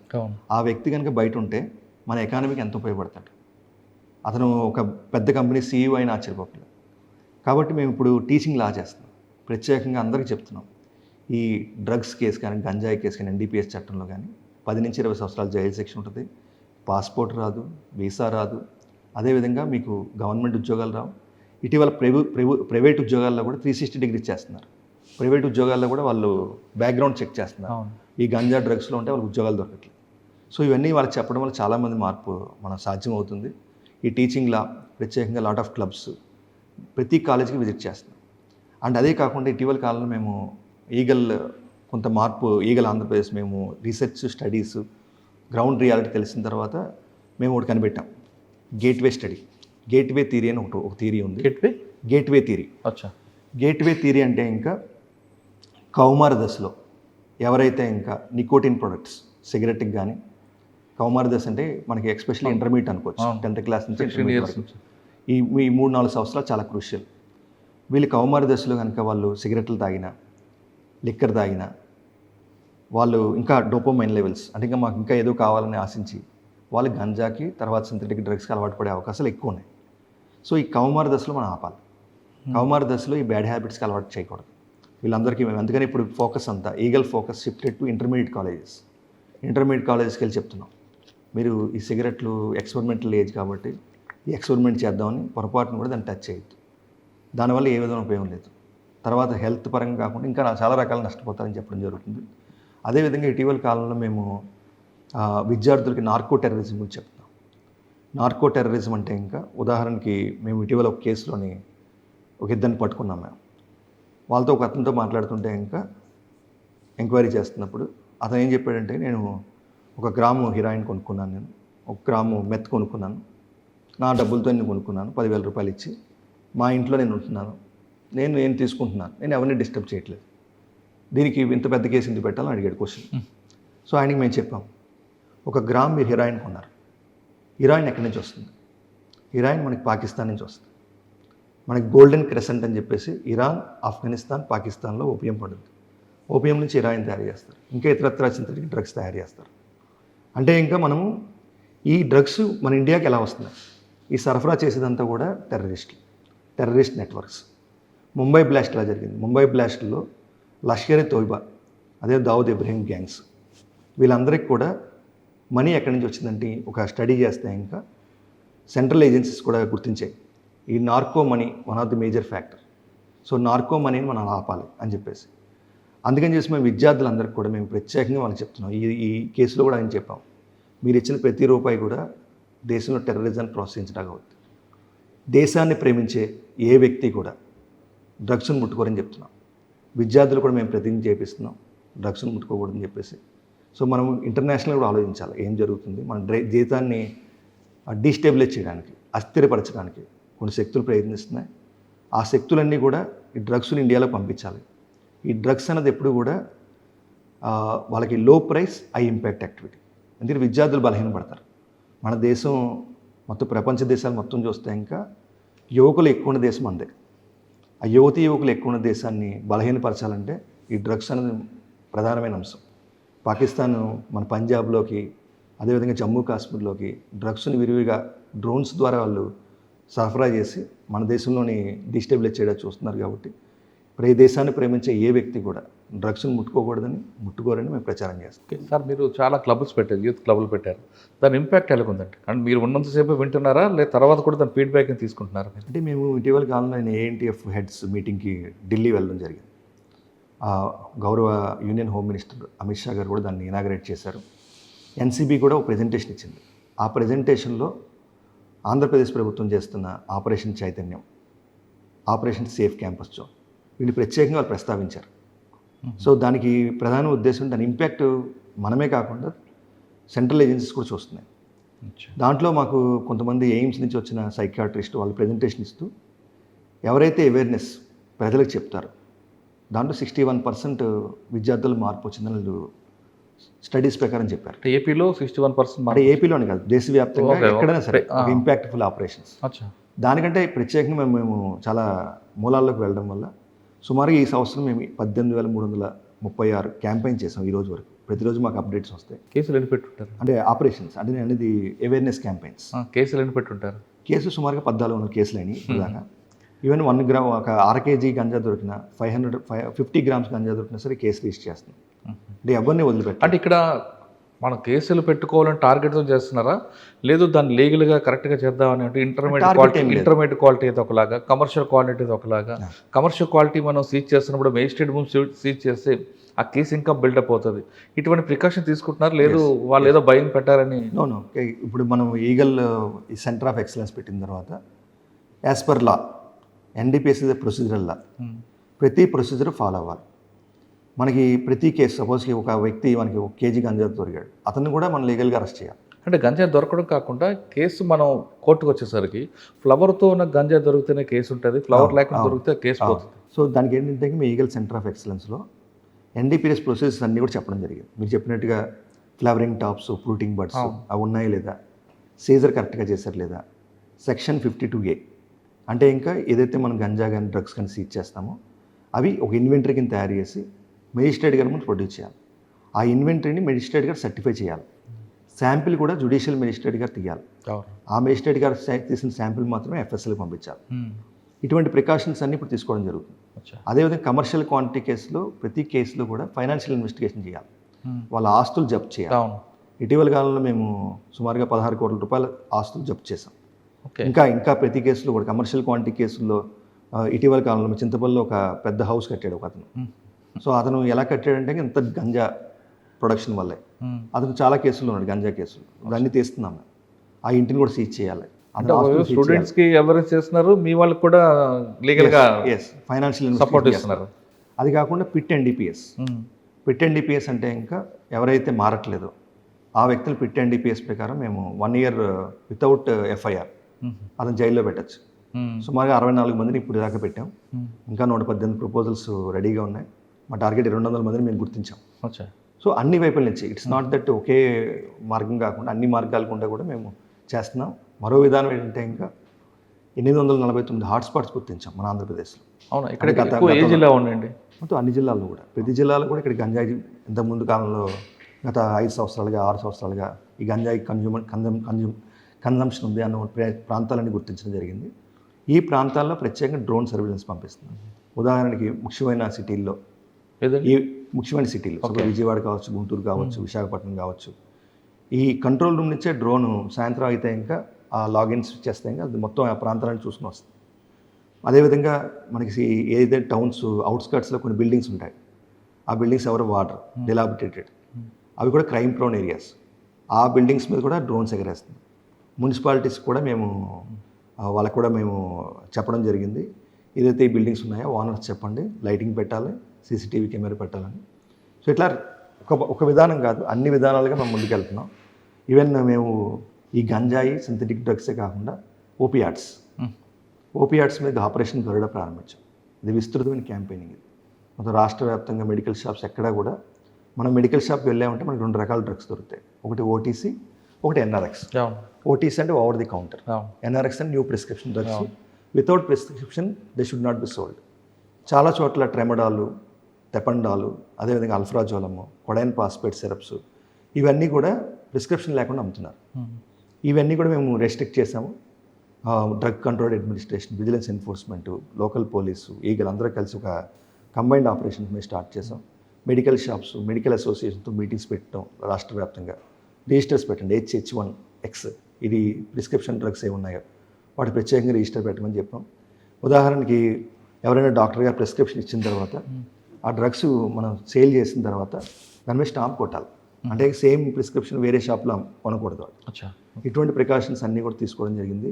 డ్రగ్స్ అండ్ కాస్మెటిక్స్ యాక్ట్ 1940 కఠినంగా అమలు చేయమని డ్రగ్ కంట్రోల్ అడ్మినిస్ట్రేషన్ వాళ్ళు ప్రత్యేకంగా మేము కోరడం జరిగింది. సో ఇలాగా నాట్ ఓన్లీ గంజాయి, సింథటిక్ డ్రగ్స్, ఓపియాడ్స్ మిగతా అన్నిటి మీద ఫోకస్ చేస్తున్నాం. ఏదైతే మత్తు కలిగిస్తుందో, ఆరోగ్యానికి హానికరమో, అదేవిధంగా వాళ్ళు క్రైమ్ పాల్పడుతున్నారో, అదేవిధంగా దేశ భద్రతకి సంబంధించిన కారణాలు ఉన్నాయి, అవన్నీ కూడా మనం అన్ని చోట్ల చెప్పడం జరుగుతుంది. అంటే మీరు మెయిన్ డ్రగ్స్ మీద ఫోకస్ చేస్తున్నారు, కానీ ఒక ట్రెడిషనల్ డ్రగ్స్ కొన్ని ఉన్నాయండి. ఫర్ ఎగ్జాంపుల్ వైట్ లైనర్, కొంత పెట్రోల్ కూడా బాటిల్ వేసుకొని పీల్చుకొని ఉంటారు. మన వైట్ లైనర్ పీల్చుకొని కొంతమంది ఉంటారు. కొంతమంది చాక్ పీస్తోనే డ్రగ్గా వస్తారు. ఎక్కువ మన విజయవాడ రైల్వే స్టేషన్ కానీ కొన్ని రైల్వే స్టేషన్ సరౌండింగ్లో కనిపిస్తుంటాయి. మరి వాటి మీద ఫోకస్ అంటే వైట్నర్ ఇవన్నీ కూడా మొత్తం మీరు అందుకని మనం చెప్తున్నాను, మన ఈగల్ వీటి మీద కూడా మేము ఫోకస్ చేయడం జరిగింది. 1972 కాల్ సెంటర్ని విస్తృతంగా ప్రచారం చేస్తున్నాం. ఎవరైనా సరే మేము కీ క్యాంపెయిన్ ఏం చేసామంటే, ఇంకా మీ ప్రాంతంలోకి గంజాయి ప్రవేశించిందా, కాల్ 197. మీ ప్రాంతంలో డ్రగ్స్ ప్రవేశించాయా, కాల్ 197. మీ కాలేజీలోకి వచ్చిందా, ఇట్లా కీ క్యాంపెయిన్ చేసాం. అదేవిధంగా ప్రతి తల్లి కూడా ఈగల్కి బ్రాండ్ అంబాసిడర్ అని చెప్పాం. ప్రతి తల్లిని కూడా మేము చెప్తున్నాం. చాలా చోట్ల మేము మహిళలతో కూడా మీటింగ్లు పెడుతున్నాం. వాళ్ళకి ప్రత్యేకంగా ఏం చెప్తున్నాం అంటే, ఇంకా మీ మీ పిల్లలు చదువులో వెనకబడినా, అదేవిధంగా ఏదైనా విత్త ప్రవర్తన కలిగి ఉన్నా, ఒకే గదిలో తాళం వేసుకుని తలుపేసుకుని లోపల ఎక్కువ కాలం బాత్రూంలో గడిపి గడుపుతున్నా, పార్టీలు వెళ్ళి అర్ధరాత్రులు ఇంటికి వస్తున్నా, మీకు అనుమానం కలిగితే దయచేసి వాళ్ళ రూములు చెక్ చేయండి, వాళ్ళ బ్యాగ్స్ చెక్ చేయండి. వీడ్ కానీ పౌడర్ కానీ ఎక్కడైనా కనిపిస్తే 1972 కాల్ చేయమని మేము రిక్వెస్ట్ చేస్తున్నాం. కొంతమంది తల్లులు మమ్మల్ని అడిగారు, మా పిల్లల్ని అనుమానించమంటారని. పిల్లల్ని కాపాడుకోవడం కోసం డ్రగ్స్ అనే భూతం నుంచి ఖచ్చితంగా అనుమానించడం తప్పేం కాదు. అదేవిధంగా వాళ్ళు రక్షించుకోవడం కోసం ఇదంతా కూడా. దానివల్ల మాకు చాలామంది తల్లుల నుంచి కాల్ వస్తున్నాయి. ఈ మధ్యన మా అబ్బాయి ఇలా అనుమానంగా ఉంది, ఇమీడియట్గా మా వాళ్ళు అటెండ్ అవుతున్నారు, డీఎడిక్షన్ సెంటర్ పంపిస్తున్నారు. అనుమానం కనుక రూఢీ అయిన తర్వాత వాళ్ళని మనం కాపాడుతున్నాం. ఎర్లీగా కాపాడితే ఇంకా వాళ్ళని పూర్తిగా కాపాడగలుగుతాం. డ్రగ్ ఎడిక్ట్స్, డ్రగ్స్లో మనకి ఉదాహరణ గంజా తీసుకుంటే దానిలో THC అనే కెమికల్ ఉంటుంది. టెట్రాహైడ్రో కన్నబాయిడ్ అనే ఒక కెమికల్ ఉంటుంది. ఆ కెమికల్ ఒకసారి మైండ్కి అలవాటు పడితే ఇంకా మైండ్ ఫంక్షనింగే మార్చేస్తుంది. తర్వాత వాళ్ళు ఆ క్రైమ్ చేయడం, ఆ మందు కోసం, ఆ డ్రగ్స్ కోసం ఏ క్రైమ్ చేయడానికి సిద్ధపడతారు. కాబట్టి మనం ఎర్లీ గుర్తించాలి. డ్రగ్స్ అన్నది ఒక జాతీయ సమస్య. మన సమాజాన్ని కాపాడుకోవాలంటే ఇంకా ప్రతి ఒక్కరు ముందుకు రావాలి. నన్ను గతంలో చాలా విలేకరులు మన మీటింగ్లో కూడా చాలామంది అడిగారు, ఈగల్లో ఎంతమంది సభ్యులు అని చెప్పేసి. నేను ఈగల్లో 5 కోట్ల మంది సభ్యులు అని చెప్పాను. రాష్ట్రంలో ఉన్న ప్రతి ఒక్క వ్యక్తి కూడా ఈగల్లో సభ్యుడే. ప్రతి వ్యక్తి అనుకోవాలి, ఈ సమాజం నాది, ఈ డ్రగ్స్ మా పక్కింట్లో వచ్చిన సమస్య కాదు, రేపొద్దున మన పిల్లల్ని కూడా మనకి వేరు చేస్తుందని గుర్తించాలి. మీకు ఇందాక చెప్పినట్టుగా విజయవాడలో నాకు ఒక తల్లి ఫోన్ చేసి చాలాసేపు మాట్లాడాను తల్లితో కూడా. ఆ అమ్మాయి ఏం చెప్పిందంటే, 2020 ఆ టైంలోనే అబ్బాయి 10th క్లాస్లోని ఆ స్కూల్ ఫస్ట్ వచ్చాడు. స్కూల్ ఫస్ట్ వస్తే ఇంకా వాళ్ళ ప్రిన్సిపల్ గారు ఆ అబ్బాయి ఫ్లెక్సీ పెట్టారు. ఈ అమ్మ వాళ్ళ అత్త వాళ్ళ హస్బెండ్ కూడా అతను డ్రైవర్, స్మాల్ ఒక చిన్న ఫ్యామిలీ వాళ్ళది. ఈ అమ్మ కేవలం ఆ ఫ్లెక్సీ చూసుకోవడం కోసం 1 కిలోమీటర్ నడుచుకుని వెళ్ళిందట స్కూల్కి. అప్పటికే అబ్బాయి 10th క్లాస్ నుంచి ఇంటర్మీడియట్కి వేరే కాలేజ్కి వెళ్ళిపోయాడు. ఈ స్కూల్తో సంబంధం లేదు, కేవలం అబ్బాయిని చూసుకోవడం కోసం. తర్వాత ఇంటర్మీడియట్కి వచ్చిన తర్వాత అబ్బాయి గంజా ఫ్రెండ్స్ అలవాటు అయ్యారు, గంజా ఎడిక్ట్ అయ్యాడు, వివిధ రకాల డ్రగ్స్ తీసుకుంటున్నాడు. ఈరోజు కూడా కోలుకోలేదు అబ్బాయి. ఈరోజు కూడా మొత్తం అన్ని కట్స్ ఉంటాయి అబ్బాయి. సో అంతలా మారిపోయాడు. డీఎడిక్షన్ సెంటర్ పంపించారు. ఇంకా అంటే అంతలాగా అతను చేయి దాటిపోయాడు. తల్లిని కొడతాడు, తండ్రిని కొడతాడు, అగ్రెసివ్గా బిహేవ్ చేస్తాడు. సో ఈ కథ చూస్తే మనకు అనిపిస్తూ ఉంటుంది, ఈ అబ్బాయిని మనం ఎందుకు కాపాడలేదు. ఆ అబ్బాయి 10th క్లాస్లో స్కూల్ ఫస్ట్ వచ్చాడు, ఇంటర్మీడియట్లో కూడా ఫస్ట్ వచ్చి ఈ రోజుకి ఏ బీటెక్కో ఏ డాక్టర్ కింద బయటకు వస్తే సమాజానికి ఎంత ఉపయోగపడతాడు. ఇప్పుడు సమాజానికి భారం అయ్యాడు. రేపొద్దున అతను ఏ పెద్ద క్రైమ్ చేస్తాడో మనం ఊహించలేం. అతను డీఎడిక్షన్ సెంటర్లో మారుతాడు, మళ్ళీ రిలాప్స్ అవుతాడా, మారిన తర్వాత మళ్ళీ మామూలు మనిషి అవుతాడా పూర్తిగా, ఇవన్నీ చాలా మనం ఒక చాలా ప్రశ్నలు మనందరికి కూడా. కాబట్టి ఈ డిమాండ్లోకి కొత్త వ్యక్తి యాడ్ అవ్వకూడదు. కొత్త వ్యక్తి యాడ్ అవ్వకుండా మనం వాళ్ళకి చెప్పాలి. పిల్లలందరూ కూడా ఎక్స్పెరిమెంట్ కాదు. మీరు ఒక పార్టీకి వెళ్ళారు, వాళ్ళకి కూడా మనకి ఇంటర్నేషనల్ స్టడీస్ కూడా చెప్తున్నాయి అసిస్టెన్స్ ట్రైనింగ్. పిల్లలందరూ తెలుసుకోవాలి, అరే నేను 5 మంది ఫ్రెండ్స్ ఉన్నారు, 4 తాగుతున్నారు కదా, నేను ఎందుకు తాగకూడదు. నో చెప్పడం అలవాటు చేసుకోవాలి. దేనికి మనం నో చెప్తామో మన లైఫ్ అక్కడి నుంచి స్టార్ట్ అవుతుంది. మనం నో చెప్పకపోతే ఇంకా దాంట్లో మనం భాగం అవుతాం. రేపొద్దున మనం జైల్లో ఉంటామా, మన జీవితం పాడవద్దని మన కాలమే నిర్ణయిస్తుంది దాన్ని. అందుకే డ్రగ్స్ నో బ్రదర్ అన్నారు. డ్రగ్స్ వద్దు బ్రో. డ్రగ్స్ వద్దు ఒక కీ క్యాంపెయిన్ మేము స్టార్ట్ చేసాం రాష్ట్ర వ్యాప్తంగా. ఆంధ్రప్రదేశ్ ప్రభుత్వం ప్రత్యేకంగా ఈ డ్రగ్స్ వద్దు బ్రో అని క్యాంపెయిన్ ప్రారంభించాం. రాష్ట్రంలోని మేము అన్ని రకాలుగా అన్ని ప్రాంతాలు విజిట్ చేస్తున్నాం. విద్యార్థులు ఒకటే కాదు, స్లమ్స్కి వెళ్తున్నాం. స్లమ్స్లో కూడా చెప్తున్నాం డ్రగ్స్ వద్దు బ్రో. అదేవిధంగా మనకి ఆంధ్రప్రదేశ్లోని 34 లక్షల మంది మైగ్రెంట్ వర్కర్స్ ఉన్నారు. ముఖ్యంగా ఒరిస్సా, జార్ఖండ్, బీహార్, వెస్ట్ బెంగాల్, ఉత్తరప్రదేశ్, వీటి నుంచి మనకి 34 లక్షల మంది వచ్చి పనిచేస్తున్నారు. ఒరిస్సా నుంచి సుమారుగా 7 లక్షల మంది ఉన్నారు. వీళ్ళు వాళ్ళ ప్రాంతానికి పండగలకి వెళ్ళిన తర్వాత తిరుగు ప్రయాణంలోని 5 కేజీలు 10 కేజీలు గంజా తెచ్చుకుంటున్నారు. వీళ్ళ మీద కూడా ప్రత్యేకంగా ఫోకస్ పెట్టాం. ఎక్కడైతే ఉన్నారో అందరి దగ్గరికి వెళ్తున్నాం, వాళ్ళకి చెప్తున్నాం, ప్రతిజ్ఞ చేపిస్తున్నాం. వాళ్ళ ఎవరైతే ఈ ఎంప్లాయ్మెంట్ ఇస్తున్నారో వాళ్ళందరికీ చెప్తున్నాం, వచ్చి రాగానే వాళ్ళ బ్యాగ్స్ చెక్ చేయండి, గంజా ఉంటే మాకు ఫోన్ చేయండి. సో ఇవన్నీ కూడా విస్తృతంగా, అంటే ఒక వర్గం అని కాదు, అన్ని వర్గాల్లోకి ఈగలు వెళ్తుంది. ఎడ్యుకేషన్, ఎన్ఫోర్స్మెంట్, త్రిబుల్ ఈ ఉంటుందిలాగా వెళ్తున్నారు మీరు. ఓకే, కింద మీకు 2 క్వశ్చన్స్ అడిగాను. ఒకటి, కారిడార్ని ఎలా బ్రేక్ చేస్తున్నారు? ట్రాన్స్పోర్ట్ కారిడార్ అంటే ఏపీలో పండించిపోయినా ఈ కారిడార్ మాకు కనిపిస్తుంటుంది. ఎక్కడ దొరికినా సరే వరకు నుంచి బయలుదేరావనో లేదంటే చింతపల్లి నుంచి బయలుదేరని చెప్తున్నారు. దాన్ని ఎలా బ్రేక్ చేస్తున్నారో చెక్ పోస్టులు పెట్టేవారు. దానికి ఇంకా ఏమైనా అప్డేట్ ఉందా? నెంబర్ 1. నెంబర్ 2, దేశం మొత్తం గంజా పండుతుంది, కానీ అరకులో పాడేరులో పండిన గంజాయికి, అది ఏఎస్ఆర్ జిల్లాలో పండిన గంజాయికి శీలావతి అనేది ఇంపార్టెంట్, ఆ టేస్ట్ బాగుంటుంది అంటారు చాలామంది. ఆ శీలావతి సీడ్స్ తమిళనాడు నుంచి వస్తున్నాయి. దాన్ని ఎలా కంట్రోల్ చేస్తారు? సో ప్రత్యేకంగా మీరు చెప్పినట్టుగా ఇప్పుడు ట్రాన్స్పోర్టేషన్ ప్రత్యేకంగా శ్రద్ధ పెట్టడం జరిగింది. మేము సమాచార సేకరణతో లాట్ ఆఫ్ ఆపరేషన్ చేసాం. ఇటీవల కాలం కూడా చాలా గంజా పట్టుకోవడం జరిగింది.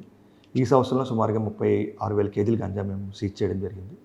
అదేవిధంగా మనకి ఈగల్ ఈ ఎన్ఫోర్స్మెంట్ వల్ల కొంత ట్రాన్స్పోర్టేషన్ రూట్స్ కూడా మారాయని చెప్పారు. కొంతమంది ఛత్తీస్గఢ్ గుండా ప్రయాణం చేస్తున్నారని, వాళ్ళతో కూడా అనుసంధానం చేస్తున్నాం. అదేవిధంగా మీరు చెప్పినట్టుగా తమిళనాడు నుంచి సీడ్స్ రావడం కానీ, అక్కడి నుంచి పంపించడం కానీ, వీటి గురించి కూడా మేము పరిశీలన చేస్తున్నాం. ఎందుకంటే సీడ్స్ అన్నది ఎన్డీపీఎస్ చట్టంలోని రాదు కాబట్టి ప్రత్యేకంగా అటువంటి వాళ్ళు ఎవరైతే వస్తున్నారో వాళ్ళ మీద నిఘా పెట్టడం జరిగింది. ఇటీవల కాలంలో మేము అనకాపల్లిలో కేసులోని ఒక తమిళనాడుకి, మధురైకి సంబంధించిన ఒక వ్యక్తిని కూడా పట్టుకోవడం జరిగింది. సో అట్లాగా ఎవరైతే వస్తున్నారో బయట నుంచి ఏఎస్ఆర్ జిల్లా వెళ్ళి రైతులను కానీ, ఒరిస్సా సైడ్ దాటి అక్కడ రైతులను కానీ ఇన్ఫ్లుయెన్స్ చేయాలనుకుంటున్నారు, వాళ్ళ మీద ప్రత్యేకంగా నిఘా పెట్టడం, వాళ్ళ ఆపరేషన్స్, అదేవిధంగా ఇతర రాష్ట్రాల ఏఎన్టీఎఫ్తో కోఆర్డినేట్ చేయడం వల్ల, అంటే సమాచారాన్ని ఇచ్చిపుచ్చుకోవడం వల్ల, మా దగ్గర ఈ అక్యూజ్డ్ అరెస్ట్ అయ్యారు, జైల్లో ఉన్నారు, మీ దగ్గర కేసులు ఉన్నాయా, మీ ఇటీవల ఒకరిని అరెస్ట్ చేసినప్పుడు చూస్తే ఇంకా అతను ప్రత్యేకంగా అతనికి 2-3 కేసులు తమిళనాడులో ఉన్నాయి, వాళ్ళు కూడా అతని గురించి సెర్చ్ చేస్తున్నారు. మేము అరెస్ట్ చేసి పలానా జైల్లో పెట్టాం, మీరు వచ్చి తీసుకెళ్ళండి అంటే ఇంకా వాళ్ళకి పని చాలా ఈజీ అయింది. సో ఇట్లా ఇచ్చిపుచ్చుకోవడం వల్ల కూడా చాలా నెట్వర్క్స్ బ్రేక్ అవుతున్నాయి. కానీ మీకు ఇంకో క్వశ్చన్ అడిగాను, పిల్లర్ స్టార్ట్ చేశారు, ఆ పిల్లర్ మీరు ఇన్ఫ్రాస్ట్రక్చర్, మెన్ పవర్, ఇవన్నీ చాలా ఇష్యూస్ అవుతాయి. గవర్నమెంట్ ఫ్రీ హ్యాండ్ ఇచ్చింది, అయినా కొంతమంది మీకు సపోర్ట్ చేయాలంటే మీ కొత్తగా మ్యాన్ పవర్ లేరు కాబట్టి వేరే డిపార్ట్మెంట్లో వల్ల మీరు డెప్యుటేషన్ మీద తీసుకుంటాం. అంటే ఇది కొత్త ఆర్గనైజేషన్, మీరు చెప్పినట్టుగా కొత్తగా ఒక శాఖను ప్రారంభిస్తున్నప్పుడు చాలా సమస్యలు ఉంటాయి. ఆ సమస్యలన్నీ అధిగమిస్తున్నాం. అదేవిధంగా ప్రభుత్వం కూడా పూర్తి స్థాయిలో సహకరిస్తుంది. ఆనరబుల్ సీఎం గారు కూడా ఈగల్ని చాలా పటిష్టంగా one of the best organisation తీర్చిద్దామని చెప్పారు. గౌరవ డీజీపీ గారు కూడా మాకు పూర్తి సహకారం అందిస్తున్నారు. ఇప్పుడు మేము ఈగల్ హెడ్ క్వార్టర్ కూడా త్వరలోనే ప్రారంభించబోతున్నాం. అదేవిధంగా ఈగల్ హార్ట్ ఏదైతే హెడ్ క్వార్టర్ ఉందో టెక్నాలజీ డ్రివెన్ ఆర్గనైజేషన్ చేయబోతున్నాం. లాట్ ఆఫ్ ఇన్నోవేషన్స్, టెక్నాలజీ ఉపయోగించబోతున్నాం. Dark web lab, mobile forensics, అవన్నీ కూడా ఇంటర్నేషనల్ బెస్ట్ ప్రాక్టీసెస్ అన్నీ తీసుకుంటున్నాం. అవన్నీ కూడా త్వరలోనే మన అన్నీ రాబోతున్నాయి. ఇంకా నెట్వర్క్స్ మేము బ్రేక్ చేస్తున్నాం. కానీ ఈగల్ అనే ఏజెన్సీలో పనిచేయాలంటే ఒక ప్యాషన్ అనే ఆఫీసర్ అయితే చాలా ముందుకు వెళ్తారు. మీలాంటి వాళ్ళు కొంతమంది మరికొంతమంది యాడ్ అయితే మీకు అంత బలం వస్తుంది. కానీ కొంతమంది ఈగల్ రావడానికి ఒక పనిష్మెంట్గా భావించాలి కూడా యాడ్ అవుతున్నారు. ఎవరు లేరండి లేదా? అట్లాంటిది ఏం లేదు. మాకు ఈగల్కి రావాలని సుమారుగా నా దగ్గర ఒక 1000 అప్లికేషన్ పెండింగ్ ఉంది. అవునా? So huge demand. సాధారణంగా ఇటువంటి ఏజెన్సీలు కావాలంటే 40% 30% శాలరీ వచ్చినా లేదు, మాకు పూర్తిగా ఇప్పుడు మాకు ఒక పోస్ట్ ఉంటే ఇంకా కనీసం 10 మంది పోటీ పడుతున్నారు. సో వాళ్ళు ఎవరిని బెస్ట్ తీసుకోవాలని కూడా మేము చాలా ఇంటర్వ్యూస్ ద్వారా వాటి ద్వారా తీసుకుంటున్నాం. గుడ్. ఈగల్కి ఇప్పుడు మాకు వచ్చిన వాళ్ళందరూ కూడా చాలా ప్యాషనేట్గా వర్క్ చేస్తున్న వాళ్ళే. ఎవరు కూడా అన్విల్లింగ్ ఉన్న వాళ్ళు నాకు ఒక్కళ్ళు కూడా కనిపించట్లేదు. అంతా ఒక డ్రైవ్ అటువంటి వాళ్ళైతేనే బాగుంటుంది కదా. దానివల్లే మాకు లీనియర్ చిన్న ఆర్గనైజేషన్ స్టార్ట్ చేసిన we're getting very good results. Super. మనకి రిజల్ట్స్ రావడానికి ఇందాక ఎగ్జాంపుల్ కూడా చెప్పాను. ఒక కానిస్టేబుల్ వాచ్ చేశారు. మారుమూల గ్రామంలో ఒక స్వీట్ షాప్ ఎందుకు పెట్టారు, అక్కడ ఎవరు స్వీట్స్ కొనుక్కోవట్లేదు, వారం రోజులైనా ఒక కస్టమర్ రాలేదు. ఆ ఒక్క అబ్జర్వేషన్తో మనకు పెద్ద నెట్వర్క్ బ్రేక్. సూపర్ అండి. ఇక్కడి నుంచి ఒక టీం పంపించి రాజస్థాన్కి వెళ్ళాం. అక్కడ గ్రామంలోని గంజాయి ఎప్పటి నుంచో ఏఎస్ఆర్ జిల్లా నుంచి పట్టుకెళ్తున్న వాళ్ళందరినీ మేము ట్రేస్ చేయడం జరిగింది. కాబట్టి ఇది చిన్నది కాదు, ఇది ఏంటంటే ఇంకా చాలా ప్యాషనేట్గా వర్క్ చేసిన వాళ్ళు మాత్రమే ఈగలు తీసుకుంటాం. అండ్ లాట్ ఆఫ్ ఇంటర్వ్యూస్ కూడా చేస్తున్నాం వాళ్ళకి. అండ్ ప్రతిరోజు వాళ్ళకి మేము శిక్షణ ఇస్తున్నాం. ఈగల్లో పెట్టినప్పుడు కొత్తగా వచ్చిన కానిస్టేబుల్ కనీసం 100 రోజులు మేము ప్రతిరోజు 1 అవర్ ట్రైనింగ్ ఇచ్చాం. ఈగల్ సెంటర్ ఆఫ్ ఎక్సలెన్స్ పెట్టాం.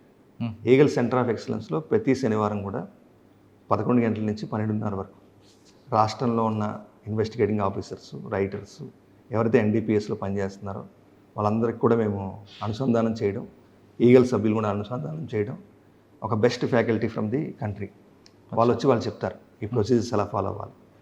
అండ్ ఇంటెలిజెన్స్, అదేవిధంగా మనకి టెక్నాలజీ ఎలా ఉపయోగించాలి, రకరకాల అంశాల మీద, ఎన్డీపీఎస్ చట్టం గురించి, పిట్ ఎన్డీపీఎస్ చట్టం గురించి, సీజర్ గురించి, అండ్ 52 ఏందామై చెప్పాను, ప్రతి అంశం గురించి ప్రత్యేకమైన study and lot of case studies, judgments. So ఇది ఒక పెద్ద మనకి ప్రతి వారం కూడా సుమారుగా మేము వర్చువల్గా 1000 మందిని ట్రైనింగ్ చేస్తాం. సో మా కానిస్టేబుల్ ఈరోజు మాకు ఈగల్లోకి వచ్చిన కానిస్టేబుల్ చెప్పాం, ఆయన కూడా మాకు ఆఫీసరే. అలా ఎంపవర్ చేసి లీడర్షిప్ నెక్స్ట్ లెవెల్. ఈరోజు మా ఈగల్ కానిస్టేబుల్ కూడా 1 అవర్ ఎన్డీపీఎస్ చట్టం గురించి చెప్పగలరు, ఈ ప్రొసీజర్స్ గురించి చెప్పగలరు. ఎక్కడైనా సరే రాష్ట్రంలోని సెల్స్ నుంచి ఏదైనా అనుమానం ఉంటే ఈగల్ సెల్స్ అని పిలుస్తారు. ఇది కేసు ఇలా ఉంది, ఎలాగ మనం ఈ స్టేట్మెంట్ మనం ఎలా బిల్డప్ చేయాలి, ఎనెక్సెస్ ఎలా ఫిల్ చేయాలి, సో ఎవ్రీథింగ్ మేము ట్రైనింగ్ ఇస్తాం. కాబట్టి ఈగల్లోకి వచ్చి చాలా ప్యాషనేట్ పీపుల్ వస్తున్నారు. మాకు చాలా అప్లికేషన్స్ పెండింగ్ ఉన్నాయి, చాలా ఎక్కువ మంది లోపల రావడానికి ఇష్టపడుతున్నారు. బట్ మేము చాలా లిమిటెడ్గా తీసుకుంటున్నాం. కారణం అతనికి ప్యాషన్ ఉండాలి, సబ్జెక్ట్ మీద కమాండ్ ఉండాలి, అర్ధరాత్రైనా పని చేయాలి. ఉదాహరణకి నెల్లూరులో ఒక కానిస్టేబుల్ ఫిరోజ్ అని చెప్పేసి ఒక సమాచారం మేరకు లోకల్ పోలీసు ఈగల్ కలిసి అర్ధరాత్రి 2 గంటలకి, మాకు చాలా తక్కువ మంది కానిస్టేబుల్స్ ఉన్నారు, 2 గంటలకి 3 కూడా లేచి వాళ్ళు ఆపరేషన్కి వెళ్ళిపోతారు. ఒక ఆపరేషన్లోని ఒక డ్రగ్ పెడ్లర్ అతని కారుని విపరీతంగా ఫాస్ట్గా నడపడం, అతను పట్టుకోవడం కోసం లోకల్ పోలీసు, నెల్లూరు పోలీసులు, మా ఈగల్ కానిస్టేబుల్ కూడా, ఈగల్ కానిస్టేబుల్ కారు వెనక్కి తీసేటప్పుడు అతను గాయాలని మీరు వినే ఉంటారు దాన్ని కూడా కేసులోని. సో మనకి దాంట్లో కూడా ప్రాణాలు తెగించి అతను పట్టుకోవడం జరిగింది. సో అంత ప్యాషనేట్గా పనిచేస్తున్నారు. మా ఈగల్లో ప్రతి ఆఫీసర్ కూడా లాట్ ఆఫ్ స్టడీ చేస్తున్నారు. ఎవ్రీడే ఒక టాస్క్ ఇచ్చాం, మీరు నిద్రపోయే ముందు 20 పేజీలు చదవాలి ఎన్డీపీఎస్లో. ఎన్డీపీఎస్ బెస్ట్ ప్రాక్టీస్ ఎక్కడ ఏం జరుగుతుంది, మన రోజు హోంవర్క్ ఇస్తారా? హోంవర్క్ ఇస్తాం వాళ్ళందరికీ కూడా. వాళ్ళు ఏం చేయాలి, ఏం చేయబోతున్నారు, ఎన్కాడ్ మీటింగ్స్ ఎలా చేయాలి, ఇతర శాఖల అనుసంధానం ఎలా చేయాలి. ఇటీవల మేము డ్రగ్స్ వద్దు సైకిల్ ర్యాలీ స్టార్ట్ చేస్తాం రాష్ట్ర వ్యాప్తంగా. ఆరోగ్యం, ప్రజలందరూ కూడా మంచి అలవాట్లు ఉండాలి విద్యార్థులకి. సో దాని గురించి వాళ్ళు అందరినీ కలుపుకుంటారు. సమాజంలో ఉన్న ప్రముఖుల్ని, రెడ్ క్రాస్ కావచ్చు, రోటరీ కావచ్చు, లయన్స్ క్లబ్ కావచ్చు, సైకిల్ క్లబ్స్ కావచ్చు, ఇతర ఎన్జిఓస్, మంచి ఎన్జిఓస్ కావచ్చు, అందరినీ కలుపుకుంటారు. ఇద్దరు కానిస్టేబుల్స్ ఉన్నా సరే ఆ జిల్లా మొత్తం డ్రగ్స్ని ఆపడం కోసం పెద్ద యుద్ధమే చేస్తున్నారు. So lot of work is going on. Okay sir, ఒకప్పుడు ఈగలను కాస్త పక్కన పెడతామని, ఒకప్పుడు ట్రెడిషనల్ క్రైమ్, తర్వాత white colour offence, present cyber crime కూడా మీకు చాలా ఎక్స్పర్ట్ కాబట్టి ఆంధ్రప్రదేశ్లో సైబర్ క్రైమ్ మీద పోలీస్ ఏ విధంగా పనిచేస్తుంది, పబ్లిక్ సైబర్ క్రైమ్ విక్టిమ్ కాకుండా ఉండాలని మీరు ఏం చెప్తారు? ప్రస్తుతం ఆంధ్రప్రదేశ్లో ఉన్న ట్రెడిషనల్ సైబర్ క్రైమ్లో ట్రెండింగ్ క్రైమ్ ఏం కనిపిస్తుంది? సైబర్ క్రైమ్ సంబంధించి కూడా మేము చాలా స్టడీ చేస్తున్నాం. ఆంధ్రప్రదేశ్ ప్రభుత్వం కూడా వర్టికల్ ప్రారంభించమని చెప్పేసి కూడా కొన్ని సలహాలు, సూచనలు ఇవ్వడం జరిగింది. అదేవిధంగా ప్రస్తుతం ప్రభుత్వం అంటే ట్రెండింగ్ క్రైమ్ ఏముందండి ఇక్కడ? డిజిటల్ అరెస్ట్ ఉందా, ఇన్వెస్ట్మెంట్ మాకు ఫ్రాడ్ ఉందా, ఓటీపీ ఫ్రాడ్ ఉందా? చెప్తానండి కూడా మీకు. డిజిటల్ అరెస్ట్ ఉంది, ఇన్వెస్ట్మెంట్ ఫ్రాడ్ ఉంది, ఫిషింగ్ లింక్స్ వస్తున్నాయి. సో అదేవిధంగా మేము సైబర్ క్రైమ్ ఒక 5 విభాగాలుగా విభజించాం ప్రజలకు చెప్పడం కోసం. ఒక కారణం భయం, ఫియర్. డిజిటల్ అరెస్ట్ ఇటువంటివి కూడా ఫియర్ వల్ల జరుగుతున్నాయి. సో అటువంటి కూడా ఇటీవల కాలంలో జరిగింది. చాలా కేసులు మేము ఇటీవల డిటెక్ట్ చేయడం, అరెస్టులు చేయడం కూడా జరిగింది. అదేవిధంగా మీరు చెప్పినట్టుగా ఇన్వెస్ట్మెంట్ ఫ్రాడ్. అదే మనకి ఎవరైతే దురాశ ఉంటుందో, ఆశ ఎక్కువ ఉంటుందో, మనకి 10 రూపాయలకి 100 రూపాయలు వస్తుంది అనుకుంటారు. ఓ లింక్ ద్వారా అవి ఇన్వెస్ట్మెంట్ ఫ్రాడ్లు జరుగుతున్నాయి, బెట్టింగ్ యాప్స్ జరుగుతున్నాయి, లోన్ యాప్స్ జరుగుతున్నాయి, వీటి మీద కూడా ఫ్రాడ్ జరుగుతుంది. అదేవిధంగా ఇగ్నోరెన్స్, ఏపీకే ఫైల్స్. ఇటీవల కాలంలో కూడా మేము గమనించింది, ఒక ఏపీకే ఫైల్ అని ఒకటి వస్తుంది, అది నొక్కగానే మన కాంటాక్ట్స్ అన్నిటికీ కూడా ఏపీకే ఫైల్ వెళ్ళిపోతుంది. సో వాళ్ళు కూడా విక్టిమ్స్ అయిపోతారు. సో ఇటువంటిది కూడా గ్యాంగ్స్ కూడా నడుస్తున్నాయి. వీటి గురించి కూడా విస్తృతంగా అవగాహన కల్పిస్తారు. అంటే మీరు భయం చెప్పారు, ఇన్నోసెంట్ చెప్పారు, కానీ గ్రీడ్ కూడా ఉంది కదండి ఇందులో. గ్రీడ్ సెకండ్, దురాశ, అత్యాశ. దానివల్ల ఇన్వెస్ట్మెంట్ ఫ్రాడ్ జరుగుతుంది. మీరు అందరూ కూడా ట్రెడిషనల్ బ్యాంక్స్లో కానీ, షేర్స్లో కానీ వాటిలో ఇన్వెస్ట్ చేసుకోవాలి. ఇట్లా అన్నోన్ యాప్స్లో కానీ ఇన్వెస్ట్మెంట్ చేస్తే డబ్బులు తిరిగి రావు. సో అటువంటి కేసులు మేము చాలా ఛేదిస్తున్నాం. సో అదేవిధంగా ఇగ్నోరెన్స్ ద్వారా తెలియకపోవడం వల్ల ఇది నేను ఎస్పీగా పనిచేసే సమయంలోని చైన్ స్నాచింగ్లు ఎక్కువ జరిగాయి. అంటే ఫిజికల్గా దొంగ కనిపించాను. ఈరోజు ఏమైందంటే ఇంకా జస్ట్ నేను 20 సంవత్సరాలు నా పోలీసింగ్లో చూస్తే ఇంకా ఇప్పుడు దొంగలందరూ కూడా సైబర్ స్పేస్లో ఉన్నారు. సో సైబర్ స్పేస్లో ఉన్న దొంగలను మనం పట్టుకోవాలంటే ఇంకా సైబర్ అవేర్నెస్సే ముఖ్యమైనది. ప్రజలందరూ అప్రమత్తంగా ఉండాలి. మీకు ఎటువంటి కాల్ వచ్చినా, మిమ్మల్ని అరెస్ట్ అవుతున్నారు, మీరు మనీ లాండరింగ్ కేసులో ఉన్నారు, డ్రగ్ ట్రాఫికింగ్లో ఉన్నారు, మీరు అమ్మాయిలు సరఫరా చేశారు, ఇటువంటి ఎవరైనా చెప్పి భయపెట్టినా ధైర్యంగా ఉండండి. 1930కి సమాచారం ఇవ్వండి. మనకి ఆంధ్రప్రదేశ్ సంబంధించిన I4C కూడా యాక్టివ్గా పనిచేస్తుంది 24/7. అది కూడా వాళ్ళకి విజ్ఞప్తి చేస్తున్నాం. అదేవిధంగా ఇతరత్ర సైబర్ నేరాల గురించి కూడా మేము విస్తృతంగా ప్రచారం చేస్తున్నాం. విద్యార్థులు కూడా అప్రమత్తంగా ఉండమని చెప్తున్నాం.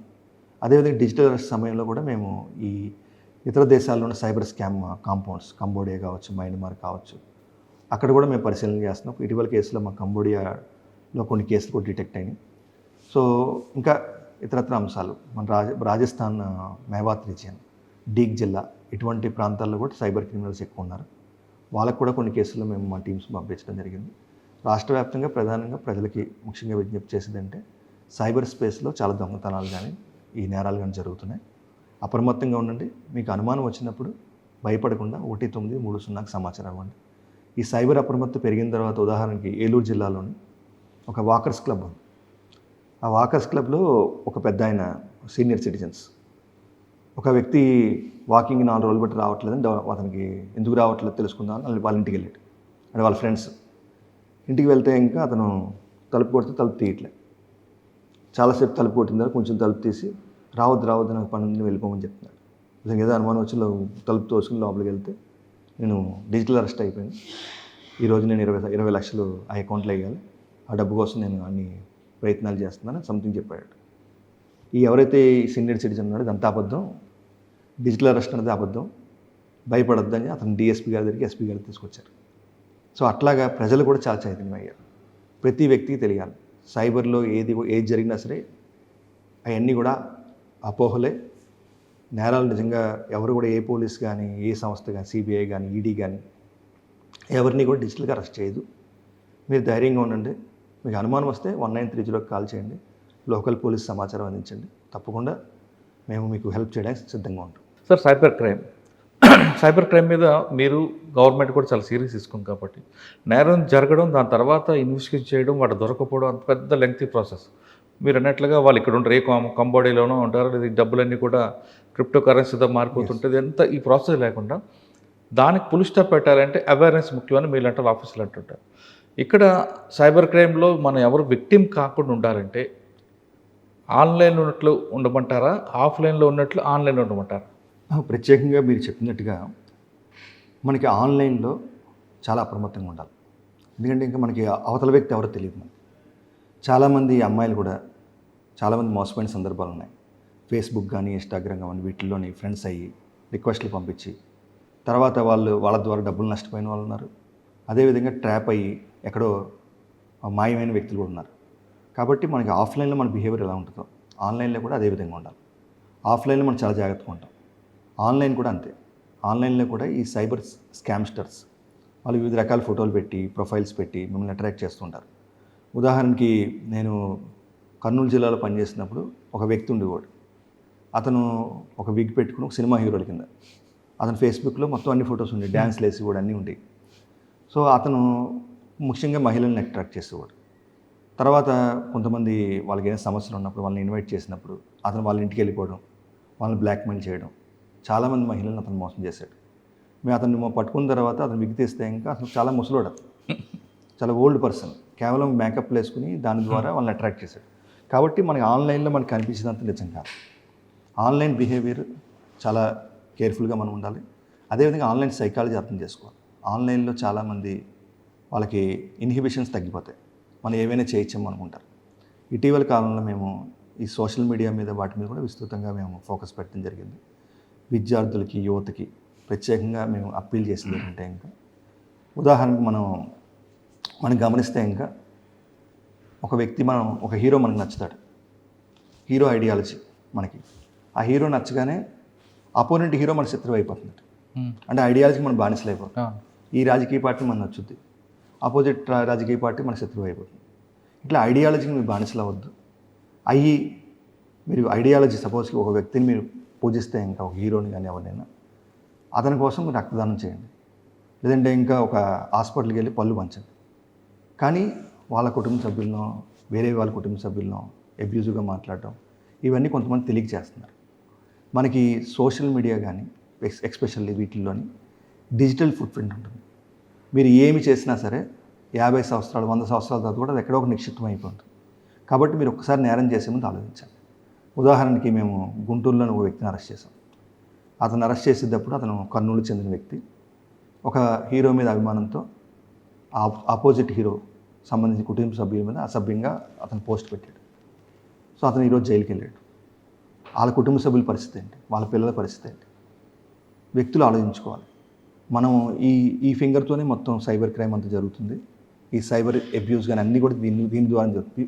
మీరు ఒక్కసారి క్లిక్ చేసే ముందు ఒక్కసారి మీ కుటుంబం గురించి ఆలోచించండి, మీ గురించి ఆలోచించుకోండి. ఒక్కసారి పోలీస్ కేసులో మీరు ఇరుక్కుంటే మొత్తం కోర్టుల చుట్టూ తిరగాల్సి వస్తుంది, చాలా నష్టపోవాల్సి వస్తుంది. ఎవరైనా కావచ్చు. రాష్ట్రంలో ఉన్న యువత 100% మరి దీని గురించి అర్థం చేసుకోవాలి. మనకి ప్రత్యేకంగా ఇప్పుడు ఎందుకు చెప్తున్నానంటే, ఇంకా మనకి ఈ సోషల్ మీడియా అబ్యూస్ ఈ కేసులు గత 4-5 సంవత్సరాలు కానీ మనకి మొదలైనవి. అంతకుముందు మన సోషల్ మీడియా ఎంత ప్రాముఖ్యం లేదు. ఇప్పుడు ఈ కేసులన్నీ ట్రయల్కి వస్తున్నాయి. ఇప్పుడు మేమంతా చాలా కేసుల్లో ఛార్జ్ షీట్లు వేస్తున్నారు, ట్రయల్ బిగిన్ అవుతుంది. ఇవన్నీ డిజిటల్ ఎవిడెన్స్ అంటారు. ఇంకా మీ ఫోన్ నుంచి ఈ ఫోన్కి మెసేజ్ వచ్చింది, మీ ఐపీ అడ్రస్ వచ్చింది, ఇవన్నీ కూడా రికార్డ్ అయిపోయి వీళ్ళ కన్విక్షన్ మొదలైనప్పుడు వీళ్ళు చాలా ఫేస్ చేయాల్సి వస్తుంది. కాబట్టి ఇప్పటికైనా సరే యువత అంతా కూడా అర్థం చేసుకోండి. ఎట్టి పరిస్థితుల్లో కూడా ఆన్లైన్లో కూడా మీ బిహేవియర్ చాలా పద్ధతిగా ఉండాలి, మంచిగా ప్రవర్తించండి. ఎట్టి పరిస్థితుల్లో కూడా సైబర్ క్రైమ్ రిలేటెడ్ కేసులు ఇరుక్కొని సైబర్ అబ్యూజర్స్ కింద షీట్స్ ఓపెన్ చేసుకుని మీ జీవితాన్ని నాశనం చేసుకోవద్దని ప్రత్యేకంగా వాళ్ళకు కూడా విజ్ఞప్తి చేస్తున్నాం. ఆఫ్లైన్లో ఎంత అలాటుకుంటామో ఆన్లైన్లో కూడా అంతకన్నా ఎక్కువ అలాటుకుంటారంటున్నారు రవికృష్ణ గారు. ఆఫ్లైన్లో మనకి రోడ్డు మీద ఎవరైనా వ్యక్తి కనబడితే తెలియని వ్యక్తి మన ఫోన్ నెంబర్ కూడా ఇవ్వం, మన పేరు కూడా చెప్పాం. కానీ అదే ఆన్లైన్లో వచ్చేసరికి ఆయన ఫ్రెండ్ రిక్వెస్ట్ పంపగానే మనం ఓకే చేస్తాం, తర్వాత ఆయనతో చాటింగ్ చేసి మనం ఇవ్వాల్సిందంతా కూడా ఇస్తుంటాం. ఆ విధంగా మోసపోవడం కన్నా ఆఫ్లైన్లో ఎంత అలర్ట్కుంటారో ఆన్లైన్లో కూడా అంతే జాగ్రత్తగా ఉండని రవికృష్ణ గారు చెప్తున్నారు. ఇక ఆయనకి ఒక ఆలోచన ఉంటుంది. ఆలోచన ఎప్పుడు కూడా ఆ సమస్య పరిష్కారం అక్కడితో కాదు, టెంపరీ సొల్యూషన్ కానీ ఇష్టపడరు. ఆయన ఎక్కువగా లాంగ్ టర్మ్ సొల్యూషన్కి ఎక్కువగా చూస్తారు. కాబట్టి ఆయన నక్సలైజ్ విషయంలో కానీ, రౌడీజంలో కానీ, ఫ్యాక్షన్ విజన్లో కానీ ఆయనకు ఒక మార్క్ ఇప్పించుకొని ఈరోజు ఆయన ఫుట్ ప్రింట్స్ ఎక్కడ పనిచేస్తారో ఆ ప్రాంతంలో ఆయన ఫుట్ ప్రింట్స్ ఎప్పటికీ కనిపిస్తుంటాయి. ఇది ఈ వారం రవికృష్ణ గారితో ఎక్స్క్లూజివ్ ఇంటర్వ్యూ. వచ్చే వారం మరో గెస్ట్తో మళ్ళీ కలుద్దాం. అంతవరకు నమస్తే. Thank you very much. నమస్తే. And for more videos, please subscribe to iDream. Please subscribe to iDream. Please subscribe iDream. And please subscribe to iDream. For more videos, subscribe to iDream. Please like, share and subscribe to the channel. Congratulations, iDream. Subscribe to iDream. Subscribe to iDream. So subscribe to iDream Media. iDream team andarki huge congratulations. Please subscribe iDream Media. Please subscribe to iDream. Subscribe iDream. Please subscribe to iDream. I dream అంటే నా కళల ఛానల్ను subscribe చేసుకున్న నోరు తిరుగుతలేదు. మీరైతే గంట గుర్తు కొట్టండి. For more such videos, please subscribe to iDream. Subscribe to iDream. Please subscribe to iDream. Please subscribe iDream Media. Please do subscribe to iDream. Please subscribe to iDream media. For best entertainment and information, please subscribe iDream. And don't forget to subscribe to iDream.